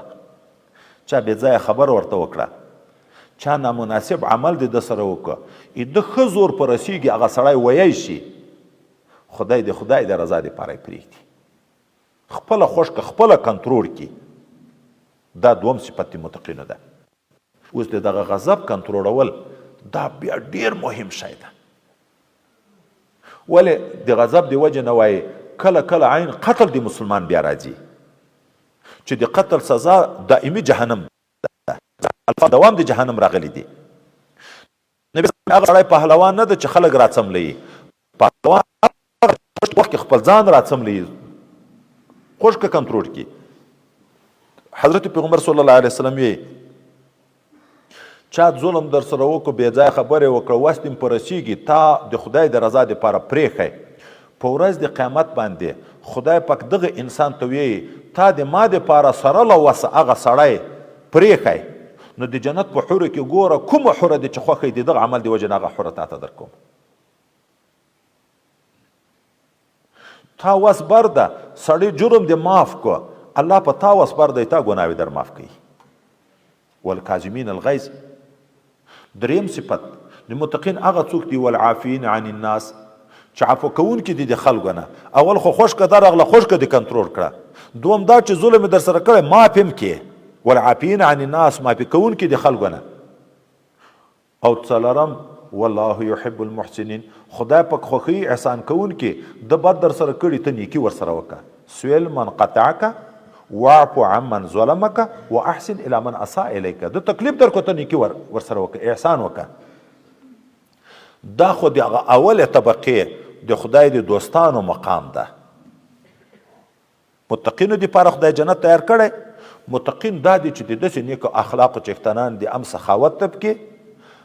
دا او هم دا د ترحم معنا ده، هم خپله خوشکه زغمونکی ده سره له وسه، هم معافي کوونکی ده خلکو ته، هم احسان کوونکی ده. دومه ډله کله خو مسلمان د ګناه تر وشي، ظلم تر وشي، خو بیرته خدای پاک ته رجوع وکړي،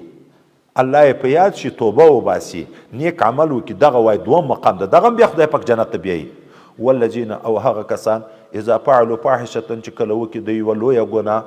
او ظلموا انفسهم، یا ظلم وکړي په ځانو خپله باندې کومه کنکۍ ګناه وکړي. کنکۍ ګناه او غټه ګناه اسانه تعبیر دا ده، مقدمې ته کنکۍ ګناه ویل کېږي، مقصد ته لویه ګناه. لکه ښځې ته، پردۍ ښځې ته یو کتل ده، لاس ورکول دي، مچول دي، یو عین زنا کول دي. دا مقدمه یې کتل دي چې پردۍ ښځې د نظر ونه کړي، د زړه مینه پیدا کېږي. دوم تر دغه نه ورپورته مقام چې زړه ورته ودې کته د زړه د مینه پیدا شو خبرې وسره شروع شي بیا لاس ورکي بیا ځکه خندا او تعلق جوړ شي اخر بیا په زنا کې واقع کیږي خدای پاک موږ د مقدمې نه منې کې ولا تقربوا الزنا ورنږدې کېږه ما نبی علیه السلام یې سترګې هم زنا کوي لاس هم زنا کوي شونډې هم زنا کوي پښې هم زنا کوي خو عورت یې تصدیق کوي یا یې تکذیب کوي چې په غلط نظر پردۍ ښځو ته وګورې دا د سترګو زنا ده چې د شهوت په نیت پردۍ ښځې سره غږېږي په دا خبرو یې خوند اخلي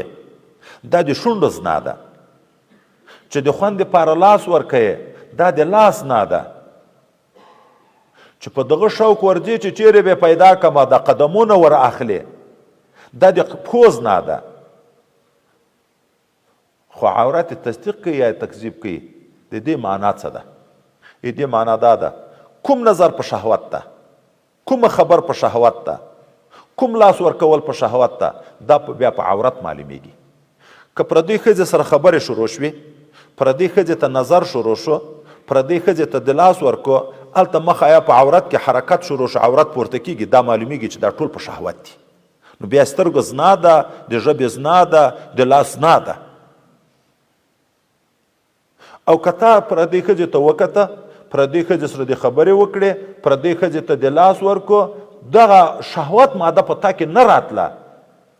نو بیا معلومیږي چې دا تکذیب ده چې دا نظر په زنا نه ده لکه موږ ته اوس د فقې په قانون باندې چې چیرې خوف د فتنې وي چې داسې نه چې په ګناه کې واقع شم هغه ښځې ته به نه لاس ورکوي نه به خبرې ورسره کوي نه به نظر کوي که خوف د فتنې نه و بیا خبرې هم روا دي لاس هم روا ده سپین ږیری سړی سپین سارې ښځې چې د شهوت ماده یې نه وي که دا سره غږېږي هم پروا نه لري که یو بل ته وګوري هم پروا نه لري ځکه د شهوت ماده پکې ختمه ده خو ځوان سړی او ځوانه ښځه بیا نن سبا دور چې وګورې خامخا شهوت پیدا کیږي چې خبر دی وکړي شهوت پیدا کیږي ځکه اوس په ډېر احتیاط کوي مخکې هغه پاک دور و حضرت پیغمبر علیه الصلاة والسلام په حج کې په اوښ سپور ده شاته د اکا زوی د حضرت عباس رضی الله عنه زوی حضرت فضل ابن عباس پسې سپور ده د خثیمه د قوم جنکۍ راغله پیغله ښایسته ده دا ځوان ښایسته ده هغه پوښتنه کوي د نبي علیه الصلاة والسلام نه چې پلار مې دومره بوډا ده چې په اوښ ځان نشي تکیه کولی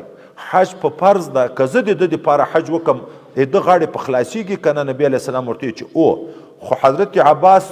زوی حضرت فضل هغه جنکۍ ته کته جنکۍ ده ته کته نبي علیه السلام لاس ورتاو کړ د حضرت عباس د زوی د حضرت فضل د اکا د زوی مخې دا بل طرف ته واړوه حضرت عباس د کیسې ته پام ده بیا چې ګوښې شو پوښتنه تر کوي چې یا رسول الله صلی الله علیه وسلم تا د خپل اکا زوی مخ ولې په بل لوري وګرځوه وایي زه په دغه وډار شوم چې ځوان سړی ده او پیغله ښځه ده داسې نه چې شیطان مداخله وکړي د خدای په حرم کې یو بل ته شهوت پیدا کړي د رسول الله صلی الله علیه وسلم د اکا زوی ده د صحابهو دور ده هغه پاکه زمانه ده خو بیا هم رسول الله موږ ته د احتیاط لار راوښوه مخې تر وګرځوه د موږ د اسلافو تاریخ چې وګورو حضرت امام محمد رحمه الله چې د امام صاحب شاګرد ده دا ډېر حسین او ډېر ښایست خدای پاک ورکړی و چې کله استاذ ته لاړ سبق ته چې دا د ده ښایست یې ولید نو ده ته ویلې مخ ته به نه کښېنې سر ویښتان یې و اول شرط یې دا پکې که شاګردي کې د پرېږدم خو په دې شرط چې سر ورخې چې دا نورو طالبان په فتنه کې واقع نه شي تا تورې زلفې او سپین مخ شوق به پیدا شي سر یې په ورخې او ما ته به مخامخ نه کښېنې داسې نه چې ما ته شیطان غلط سوچ پیدا کړي یو اړخ ته به یې کښېنوه تر هغه وخته پورې وایي چې د حضرت امام محمد رحمه الله ګیره راغلې وه لمر را دا د ده د ګیرې عکس یې هلته په دیواله ولید بیا ورته ویلې چې ملتحي شوی ګیرې دې راغلې وای او د هغه نه بعد بیا اجازه وکړه مخ ته کښېنوه هغه اسلافو دومره احتیاط وکړي د خدای پاک نه چې چا په زړه کې ډار وي هغه احتیاط کوي چې ډار نه هغه پروا نه کوي او د نن سبا په معاشره کې خو هغه ګناه چې مخکې به دې پام هم نه و. نن کنکي هلکه هم هغه ګناه زده کړې. ولې په دغه نیټ کې په دا تلویزیونو کې هغه شیان ښکاره شو چې چا یې سوچ فکر هم نه و. کنکي کې 15 کلن 6 کلن هلکان دي په بدعملۍ پیږي. هم د ښځو په شهواتو په دغه معاملو پیږي چې رسول الله صلی الله علیه وسلم په وخت کې خدای پاک حکم کړی و چې ښځې په کور کې کیني باندې دې نه وځي او که وتې په دومره احتیاط دې وځي که ګېڼې وي پښې دې په زوره په مځکه نه ږدي چې شرنګا یې څوک وانه وري او چې وتې خدای پاک وی چې دا وليضربن بخمورهن على جيوبهن را روان خو دې خبرې خو دا بار بار ذکر کوو که خدای پاک په د خلکو کې لږ اثر پیدا کړي چې دا پلاو دې اچي چې ګریوان یې ونه ویني څوک. پاک دور کې خدای پاک داسې د احتیاط درس ورکوي تر الله نه ذات نشته او دا خو دغه وخت لپاره نه و دا خو د ټول وخت لپاره دی. موږ ټول په دغه حکم کې داخل یو. خدای پاک چې هغو ته وایي چې زنا ته مور نږدې کېږي موږ ته هم یې مور نږدې کېږي چې د هغه وخت ښځو ته وایي چې په کور کښېنه د دغه وخت ښځو ته هم وایي چې په کور کښېنه. دا حکم خو د هغه وخت پورې نه ده خاص دا خو تر قیامته پورې ده. الله تعالی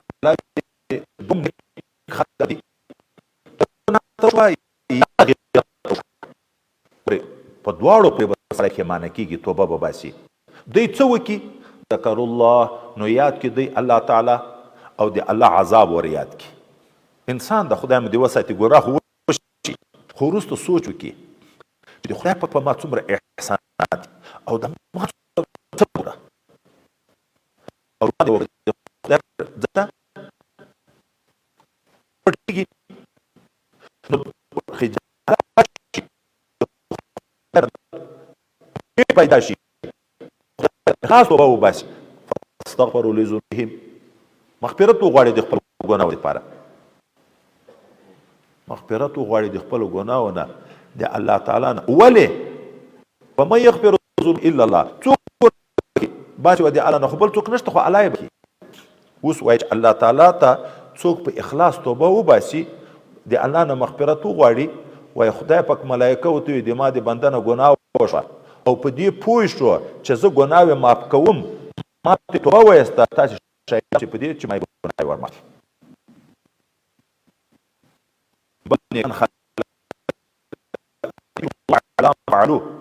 دوی دوام نه کوي په هغه ګناه چې دوی کړي وي وهم یعلمون حدا چې دوی پوهېږي چې دا ګناه ده. صغیره باندې دوام چې کوي کبیره تر جوړېږي په کبیره چې دوام کوي خطره د کفر ده چې وایي کافر تر دنیا تیر شي. خو دوام څه شي ته وایي دغه اوس اسانه یو تعبیر دا ده ګناه چې وشوه چې توبه بیرته تر ونه باسي کړې د یوه ګناه ده دواري د کړې هم نه ده خو چې تر څو د توبه نه ایستلې مصر علی المعصیت ورته ویل کېږي. یوه ګناه دې کړې 10 کاله د مخکې کړې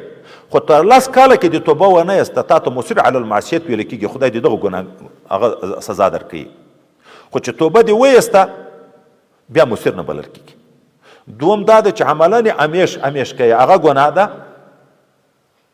هغه پردوی ښځو ته بار بار په داسې غلط نظر باندې ګوري دا موږ ګیرخیلې چې ګیره د ځوانۍ نه ګیرخیل شروع کړي تر عین سپینې ګیرې پورې دوام په ګناه نور ذات لکۍ لري که ښکرونه لري 10 کاله 40 کاله په ګناه لګیا ده او داسې ګناه ده چې په لمانځه لګیا ده په ګناه ورسره لګیا ده چې په خوراک کوي په ګناه ورسره لګیا ده چې په هر عبادت کې به لګیا ده. یو طرف ته په لمانځه ولاړ د عبادت ته بل ته عین حال کې ګیره یې خیلې ده په ګناه ده. دا خو په یو وخت کې هم نه سره جدا کېږي. دوام په معصیت کې نه دا جنت خدای تیار کړی د دغه خلکو دپاره. اول خو هغه متقین شو چې ګناه نه کوي. دوم دغه ده چې که ګناه تر وشوه توبه وباسي. دریم دا چې دوام په ګناه نه کوي. اولئک دغه صفاتو چښتنان چې دي جزاؤهم بدله د دوی مغفرت من ربهم له جانب د رب د دوی نه الله مغفرت ورته کوي. و جنات او د دوی بدله جنتونه دي تجري چې بهیږي من تحتها لاندې تر بنګلو الانهار ویالې خالدین فیها همیشه به وي دی په دغه جنتو کې ونعم اجر العاملین ډېر ښه اجر د مزدوري د عمل کوونکي چې څوک نیک عمل کوي الله ډېر ښه مزدوري ورکوي بیا هغه ختمېدن نه لري.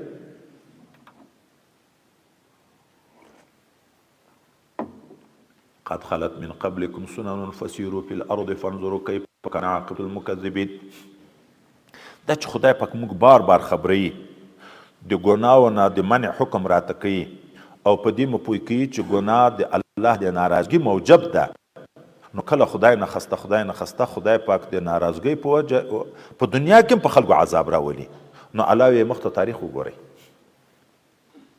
چې مخکینیو څومره امتونو د خپلو انبیاو نه دي منلي په ګناو یې دوام کوو په بې ادبۍ یې دوام کوو بیا په دنیا کې خدای څنګه عذابونه په راوستلي دي. نو د دنیا د عذاب نه هم ډار ده. قد خلت من قبلکم سنن په تاقید سره تیر شوي دي پخوا له تاسې نه ډېرې طریقې د کفارو د هلاکت. فسیرو وګرځئ په الارض په مځکه کې فانظرو وګورئ کیف کان عاقبة المکذبین څرنګه و آخري عاقبت د هغه چا چې انبیاو ته د نسبت دروغ کوي چې دروغ وایي. شاړ کلي پراته دي مځکې په شا باندې اوښتي دي تورې زرڼې په هغو ځایه پرتې دي عین د لوط علیه السلام نه تر اوسه پورې عین د سمودیانو نه حجر کې تر اوسه پورې وګورئ دا وګورئ. هذا دا قرآن عظیم شان بیان د للناس د ټولو خلکو دپاره وهدن هدایت و موعظة نصیحت للمتقین د متقینو دپاره. بیا تقسیم شو بیان د ټولو خلکو دپاره ده خو ګټه څوک تر اخلي متقین. دغه ته هدایت و نصیحت شو او بیان د ټولې دنیا دپاره. بیرته احد ته ځي دا چې په احد کې زخمیان شهیدان ډیر شو نو طبعا د انساني بشري صفاتو په تقاضا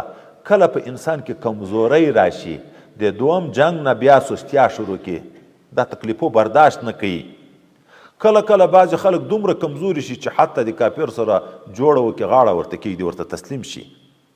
الله تعالی اوس موږ ته درس راکوي چې نه داسې به نه کې ولا تهنو مه سستیږئ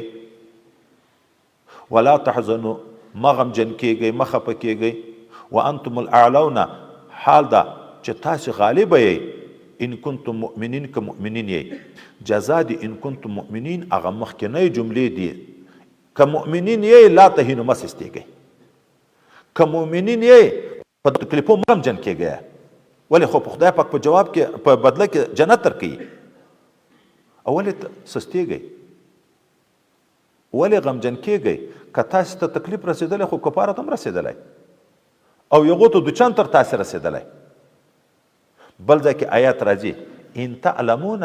فانهم یعلمون وترجون من الله ما لا یرجون. تاسو خو باید په تکلیفو کې دوچان صبر وکئ تر دی که تاسو ته درد رسیږي دی تم رسیږي دی مړ کېږي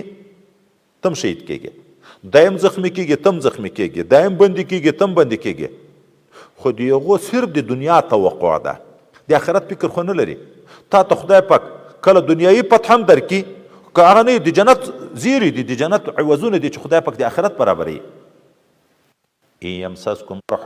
که رسیږي تاسو ته کوم زخم تکلیف فقد مس القوم قرح مثله په تحقیق سره رسېدلی د دغه قوم ته زخم په مثل نور خو وتلک ایام نداولها بین الناس. دغه ورځې دي چې موږ اړو په مابین د خلکو کې کله کافران غالب کله مسلمانان غالب. ولې دنیا دا د امتحان ده.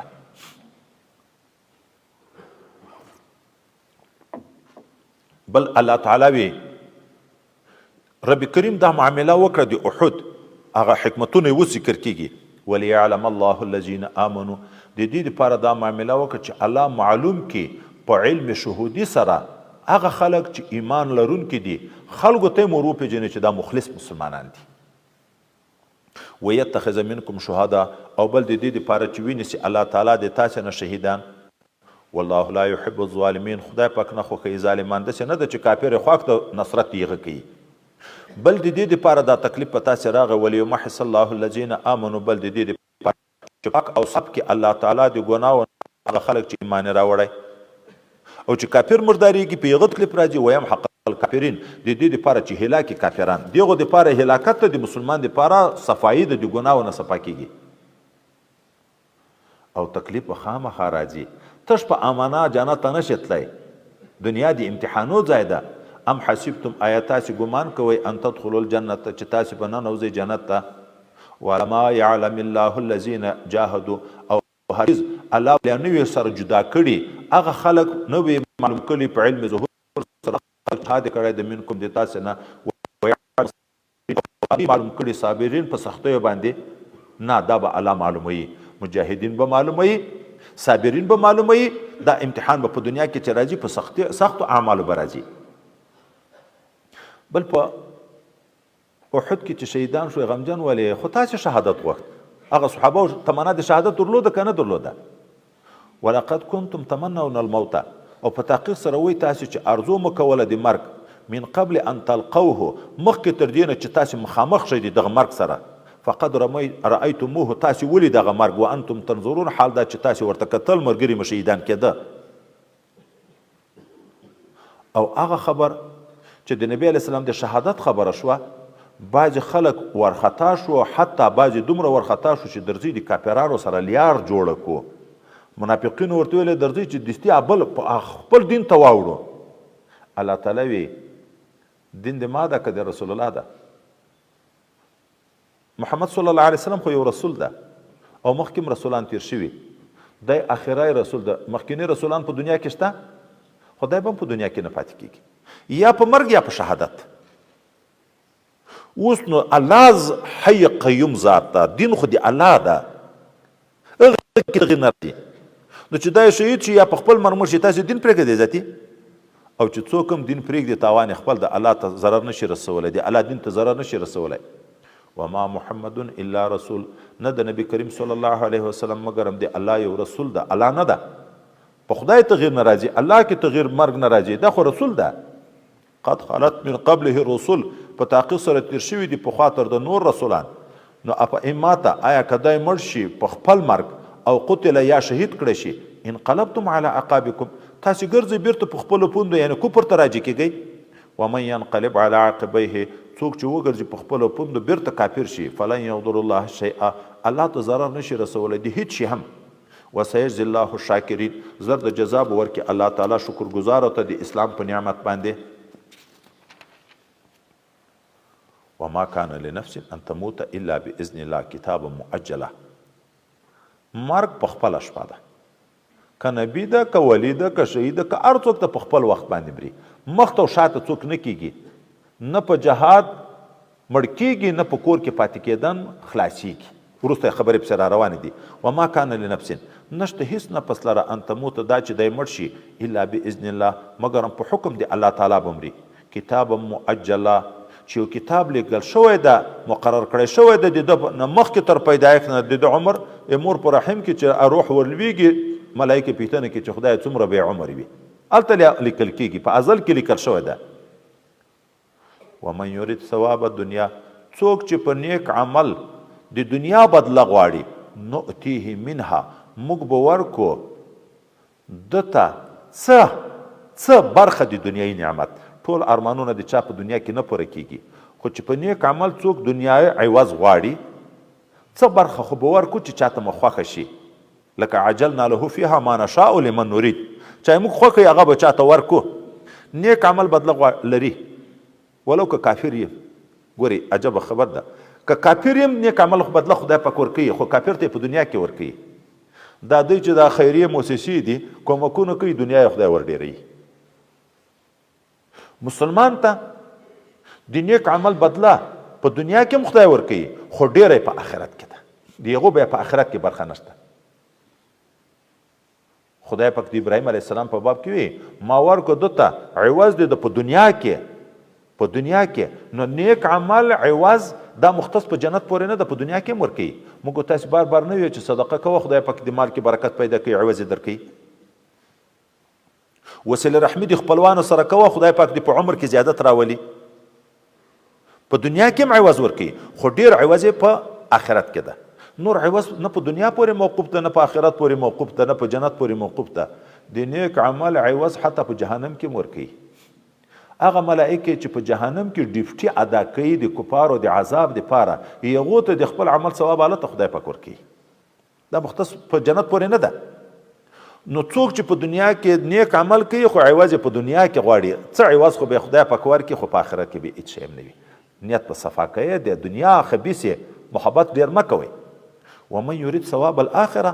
او څوک چې په نیک عمل خپل باندې ثواب د آخرت غواړي نؤتیه منها موږ به ورکړو دته بدله په اخروي ثواب باندې وسنجزي الشاکرین زر د چې جزا ثواب به ورکړو موږ شکرګزارانو ته احسان منونکي ته چې څوک د خدای د نعمت شکر ادا کوي ډېره بدله به په جنت کې ورکړو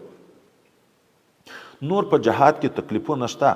مخکینی انبیاو سره هم ډېر خلک خپل شاګردان د کفارو په مقابل کې جنګېدلي خو په هغو په زخمیتوب په شهادت سستیا نه ده راغلې کافر ته یې غاړه نه ده ایښې نو تاسې کې ولې سستیا راځي وکأی من نبین ډېر د انبیاونه قاتله جنگیدلی دی معه د دغه نبی سره ربیون کثیر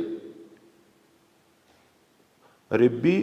ویا عدد په لحاظ زرو ته رب ویل کېږي رب په زرګونو خلکو ورسره جنګېدلي دي د دوی شاګردان په زرګونو ورسره جنګېدلي خو ضعیفه شوي نه دي یا ربین هغه بل ربانین کونو ربانین د حق طالبان د خدای د دین طلبګاران دا ورسره جنګېدلي دي ډیر خو په ما وهنو نه شوي دي لما اصابهم لوجد یغه تکلیفونه چې دوی ته رسېدلي دي فی سبیل الله په لار د خدای پاک کې وما ضعفوا او نه دی ضعیفان شوي دي وما استکانو نه یې غاړه ایښې د کافر ته والله یحب الصابرین خدای په خوښوي صابرین او هغه خلکو چې څه تکلیفونه به رسېده په دا به پیده چې د موږ نه څه تقصیر شوی ده د خدای پاک ته به یې رجوع کړه اوس مو ونه ویلې چې په احد کې د یوه امر خلاف وشو دا تکلیف ورته پېښ شو مسلمان ته چې تکلیف وي باید پوه شي په ځان چې د موږ نه څه تقصیر شوی ده خدای ته رجوع وکړي الله به وما کان قولهم نو وینا د هغه پخوانیو مجاهدینو الا ان قالوا مګر همدا چې دوی به ویل ربنا اغفر لنا ذنوبنا ای الله موږ ته معاف کړي ګناهونه د موږ و اسرافنا په امرنا او د موږ تر حد تېرېدل په کارو خپلو کې چې تر حد مو تجاوز کړی ناروا ته وراوښتي خدای دا راته معاف کړي او دا به ویلې وثبت اقدامنا ای الله ته د موږ قدمونه مضبوط کړي چې د شکست نه مو ته وساتې وانصرنا علی القوم الکافرین ای الله ته نصرت وکړي د موږ په قوم د کافرانو باندې چې دوی به خدای پاک ته په کامله توګه رجوع وکړه دعاګانې کړې فآتاهم الله ثواب الدنیا نو ورکړه الله تعالی دوی ته ثواب د دنیا فتح غنیمات وحسن ثواب الاخره او ښه ثواب د آخرت چې جنت او د جنت دایمي نعمتونه دي والله يحب المحسنین خدای په خوښوي محسنین بعضې کافرانو احد کې بدبختو یهودیانو چې مسلمانانو ته تکلیفونه ورسېده نو بیا به ورته ویلې که دا حق پیغمبر ولې به تا تکلیف تاسې ته رسېده څومره په مشکلاتو کې پېښ شوی د موږ دین ته راواوړئ دغه حق دین ده نو تاسې به ترقي کوئ الله وی یا ایها الذین آمنوا هغه کسانو چې تاسې ایمان راوړئ ان تطیعوا الذین کفروا که تاسې اطاعت وکئ د هغه خلکو چې کافران دي یردکم علی اعقابکم تاسې ورځئ په پوندو خپلو باندې بیرته کفر ته فتنقلبوا خاسرین تاسې به وګرځئ تاواني دنیا او آخرت به مو ټول برباد وي نه بل الله مولاکم بلکې الله مددگار دی تاسې ده دوست تاسې ده وهو خیر الناصرین دغه الله تعالی ډېر ښه د ټولو مدد کوونکی ده کافر د مدد نشي کړی الله به د مدد کړي خدای پاک ته رجوع کوي نصرت الله نه غواړي الله به د نصرت کړي سنلقي في قلوب الذين كفروا رعبا زر د وروابه چې په زړو د هغه خلکو کې چې کافران دي ډار بما اشرکو په سبب دی هغه څه چې دوی شریک نیولی دی بالله د خدای پاک سره ما هغه څه شریک کړي دي لم ینزل به سلطانه چې دی هغه په خدای پاک څه دلیل نه در رالیږلی بتانو خدای په قرآن نه ده ثابته د نورو مشرکین چې دی هر چی عبادت کوي خو د یو هم ثبوت خدای نشته ومأواهم النار ځای د استوګې اور ده وبئس مثوى الظالمین ډېر بد ځای د استوګنې د دغه اور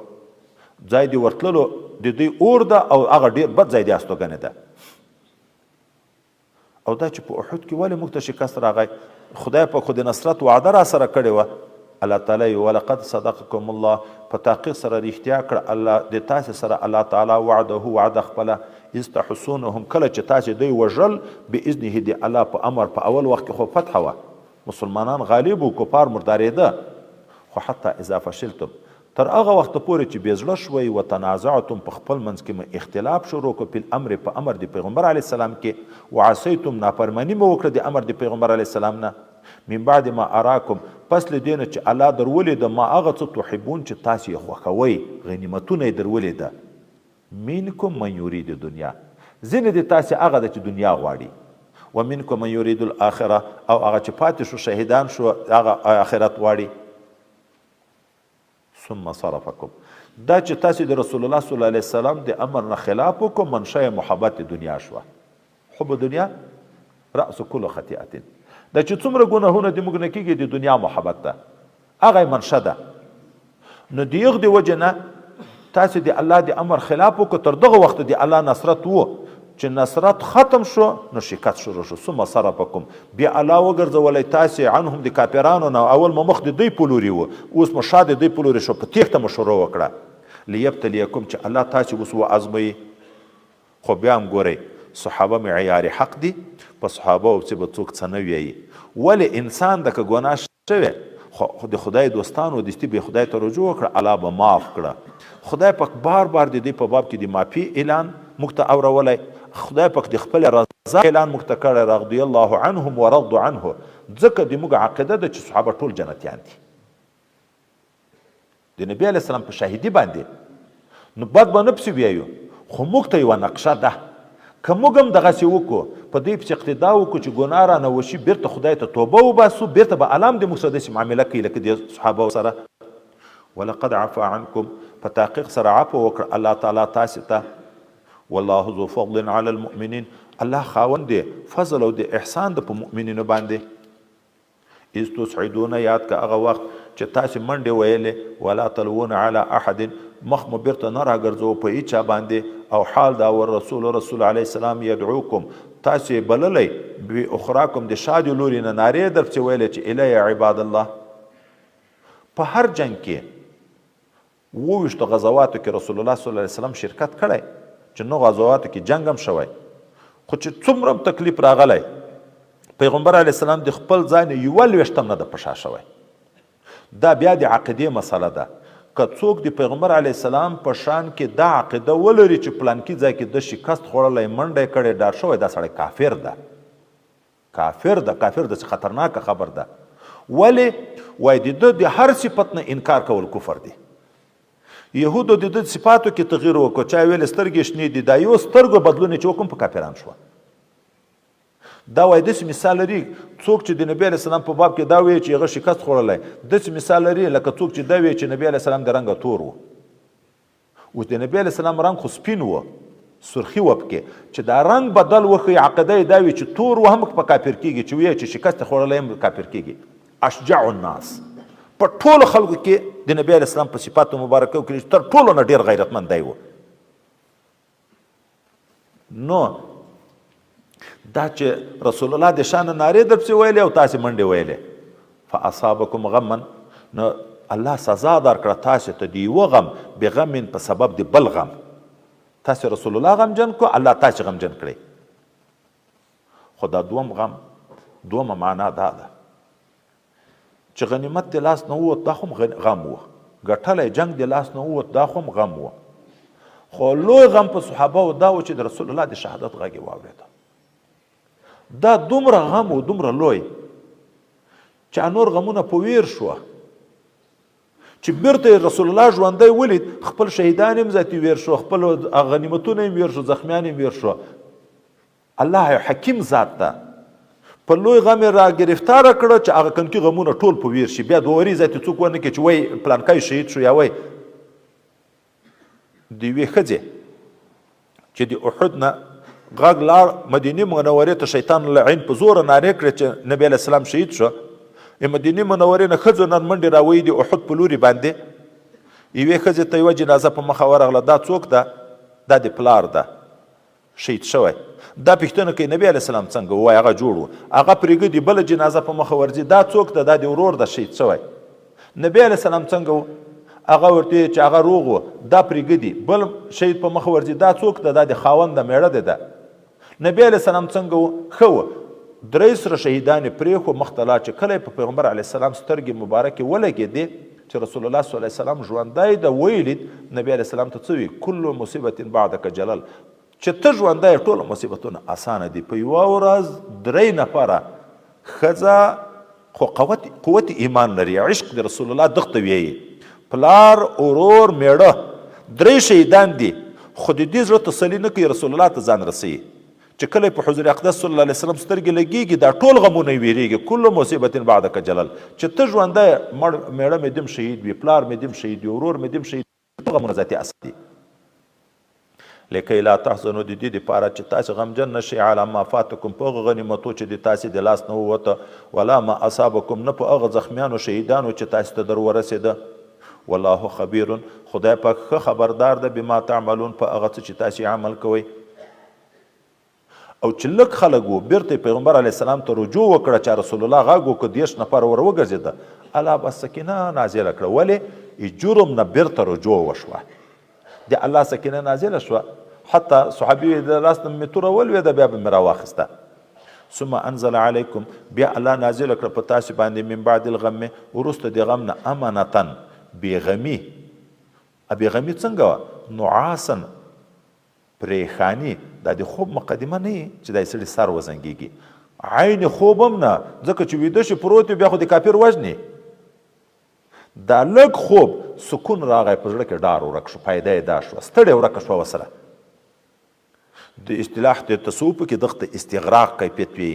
کله د وظیفې په حال کې غرمه د ښه ډېر خوب هم کړی مازدیګر خو سړي ته خوب نه ورځي بیا خو په ذکر لګیا شي ته بس داسې شی لکه ویده حتی بعضې شیان به هم وینې دغه استغراق کیفیت وي زړه بیداره وي خو سترګې پټې شي په ځان باندې نه پیږي. یغشا طائفة منکم چې لاندې کوله یوه طایفه د تاسې چا کوم مخلص مسلمان و په دغو سکینه راغله. و طائفة او بله طایفه د تاسې نه چا منافقانو قد اهمتهم انفسهم په تحقیق سره په فکر کې غورځولي و دوی نفسو خپلو او یظنون بالله غیر الحق ګمان یې کو په الله تعالی باندې ناحق ګمان چې بل ځای کې آیات راځي بل ظننتم ان لن ينقلب الرسول والمؤمنون الى اهلهم ابدا. تاسې دا ګمان و چې نه به رسول بد شي نه به مؤمنان بد شي. غلط ګمان نه در اچول ظن الجاهلیت ګمان د جاهلیت. یقولون او په خوله دغه منافقین وایي هل لنا من الامر من شی آیا شته د موږ دپاره د کومک نه څه شی څه برخه شته چې خدای دې موږ کومک وکړي. قلت ورته ووایه ان الامر کله لله بېشکه د نصرت یا د شکست کار ټول د الله ده که چاته شکست ورکوي که د چا کومک کوي. یخفون فی انفسهم دا منافقان پټوي په زړو کې ما هغه څه لا یبدونه لکه چې تا ته یې نه ښکاره کوي په خوله خو دا وي چې خدای پاک به د موږ نصرت کله کوي خو په زړو کې ایمان نشته په رسول الله بدګمانه دي چې دا مؤمن نه ده. یقولون لو کان لنا من الامر شی دوی وایي که د موږ څه اختیار یا د نصرت څه برخه وای ما قتلنا هاهنا موږ به دلته نه وژل کېدو خو د خدای دې موږ نصرت ونه کړو. الله تعالی وی د مرګ نه خلاصوب شته چې د الله د طرف نه مقدر وي په کور کې به مرې که الله د طرف نه مقدر نه د جنگ په میدان کې توپک به هم در باندې وینیسي در باندې کارتوس به پوچ شي. ګورې دا خو موږ تاسې په دا وختو کې دا تجربې خو بېخي دغه باندې ویني چې پوچ شي ابل په کور کې په بستره مړ شي. داسې نفر چې 90 ځایه لګېدلی 25 ځایه لګېدلی نن هم ژوندی دی ګرځي او داسې نفر چې زخم هم نه ده معلومه هغه شهید شوی ده دومره کوي سروایب کې یو شهید شوی بل 90 ځایه 25 ځایه لګېدلی هغه جوړ شوی خو خبر په خپل مقدر ټیم پورې ده. قلت ورته ووایه لو کنتم فی بیوتکم که وایي تاسې په خپلو کورو کې لبرز الذین کتب علیهم القتل راوتلي به وو هغه کسان چې په دوی مقرر شوی د قتل الی مضاجعهم ځای د وژلو خپلو ته چې چا په احد کې مرګ مقدر و که جهاد ته نه وای وتلی خدای پاک به یو کار پیدا کوه په دغه لورې به تلو چیرې به یو خان ورکېده راتلو به احد ته لګېدو به موږ تاسې دا خپله تجربه کې نه وینو. بل ځای کې واده ټکونه کېږي کارتوس راشي دلته په کور کې سړی ولګېږي مقدر دي چې د کارتوس نه جنگ نه ده واده ده د واده خوشحالي کوي خو ټک راغی سړی په ولګېده مړ شو. یو ځای کې چا قصه راته کړه د سړي یو زوی و دا د عمر نه مشر سپین ږیری و زوی ته یې واده راوړ دی الله هم د دې امتحاناتو نه وساتي. ناوې د کور مخ ته یې چې کوزه کړه دا موږ تاسې پښتانه نه یې چې ټکان کوي چا ټکان کول دا یې ورغه د یو چا نه کلشینکوپ یې راواخیست چې ما ته یې هم راکړه کلشینکوپ یې په ضربه کې ده دا سپینګیری دی ټوپک سره ناشنا ده کلشینکوف چې په ضربه باندې وچلو کلشینکوف تر ټیټ شو د خپل زوی ویشت یو کور په وره کې خپل انګور کونډه شوه د خپل لاسه ګوره ده خو د خوشحالۍ دپاره ډزونه کول کلشینکوف تر ټیټ شو خپل زوی په خپله په دغه ځای کې ویشت ناویل یا کور ته نه ننسته هلته کونډه شوه القدر یې د الله تقدیر نه بدلون نشي راتلی وليبتي الله او بل الله تعالی د دې لپاره دا معامله وکړه په احد کې چې وازموي خدای پاک ما فی صدورکم هغه څه چې د تاسو په زړونو کې ده وليمحص ما فی قلوبکم او لپاره د دې چې ښکاره کې هغه څه چې تاسو په زړونو کې ده چا په زړه کې منافقت او هغه خدای پاک ښکاره کړه راوګرځېد د جنګ نه چا په زړه کې ایمان او هغه خدای پاک ښکاره کړه والله عالم بذات الصدور خدای پاک ښه عالم ده په خاوندانو د سینو باندې ان الذين تولوا منكم بشک هغه کسان د تاسو نه چې وګرځید د تاسو نه یو ملتقل جمعان په هغه ورځ چې دوه ډلې سره مخامخ شوې یو د کفارو او یو د مسلمانانو هغه کوم مسلمانانو چې شکست وخوړ انما استزلهم الشیطان دا شیطان وښویول منشه یې څه وه ببعض ما کسبو په بعضې هغه ګناهو چې ده وکړه چې ګناه وشو شیطان در باندې غلیبه کېږي هلته ګناه وشوه امر د رسول الله نه خلاف راغی دلته شیطان په زړه کې وام ګډ کړو په منډه بنا وکړه خو بیرته د خدای دوستان د صحابه ولقد عفى الله عنهم الله معافي کړی د دوی ته پسې غږېږئ به نه ان الله غفور حلیم خدای پاک بخونکی او حلیم ذات ده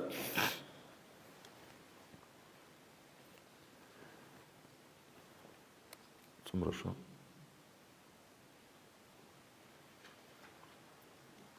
پاو ته لږ پاتې ده که ډېر یو 2 منټه به زه وخت پاپ کې وکړم د وخت منډه نه ده تاسې به نه ځئ تاسې خو ځوان یې زه به چې د مرض د وجې نه لږ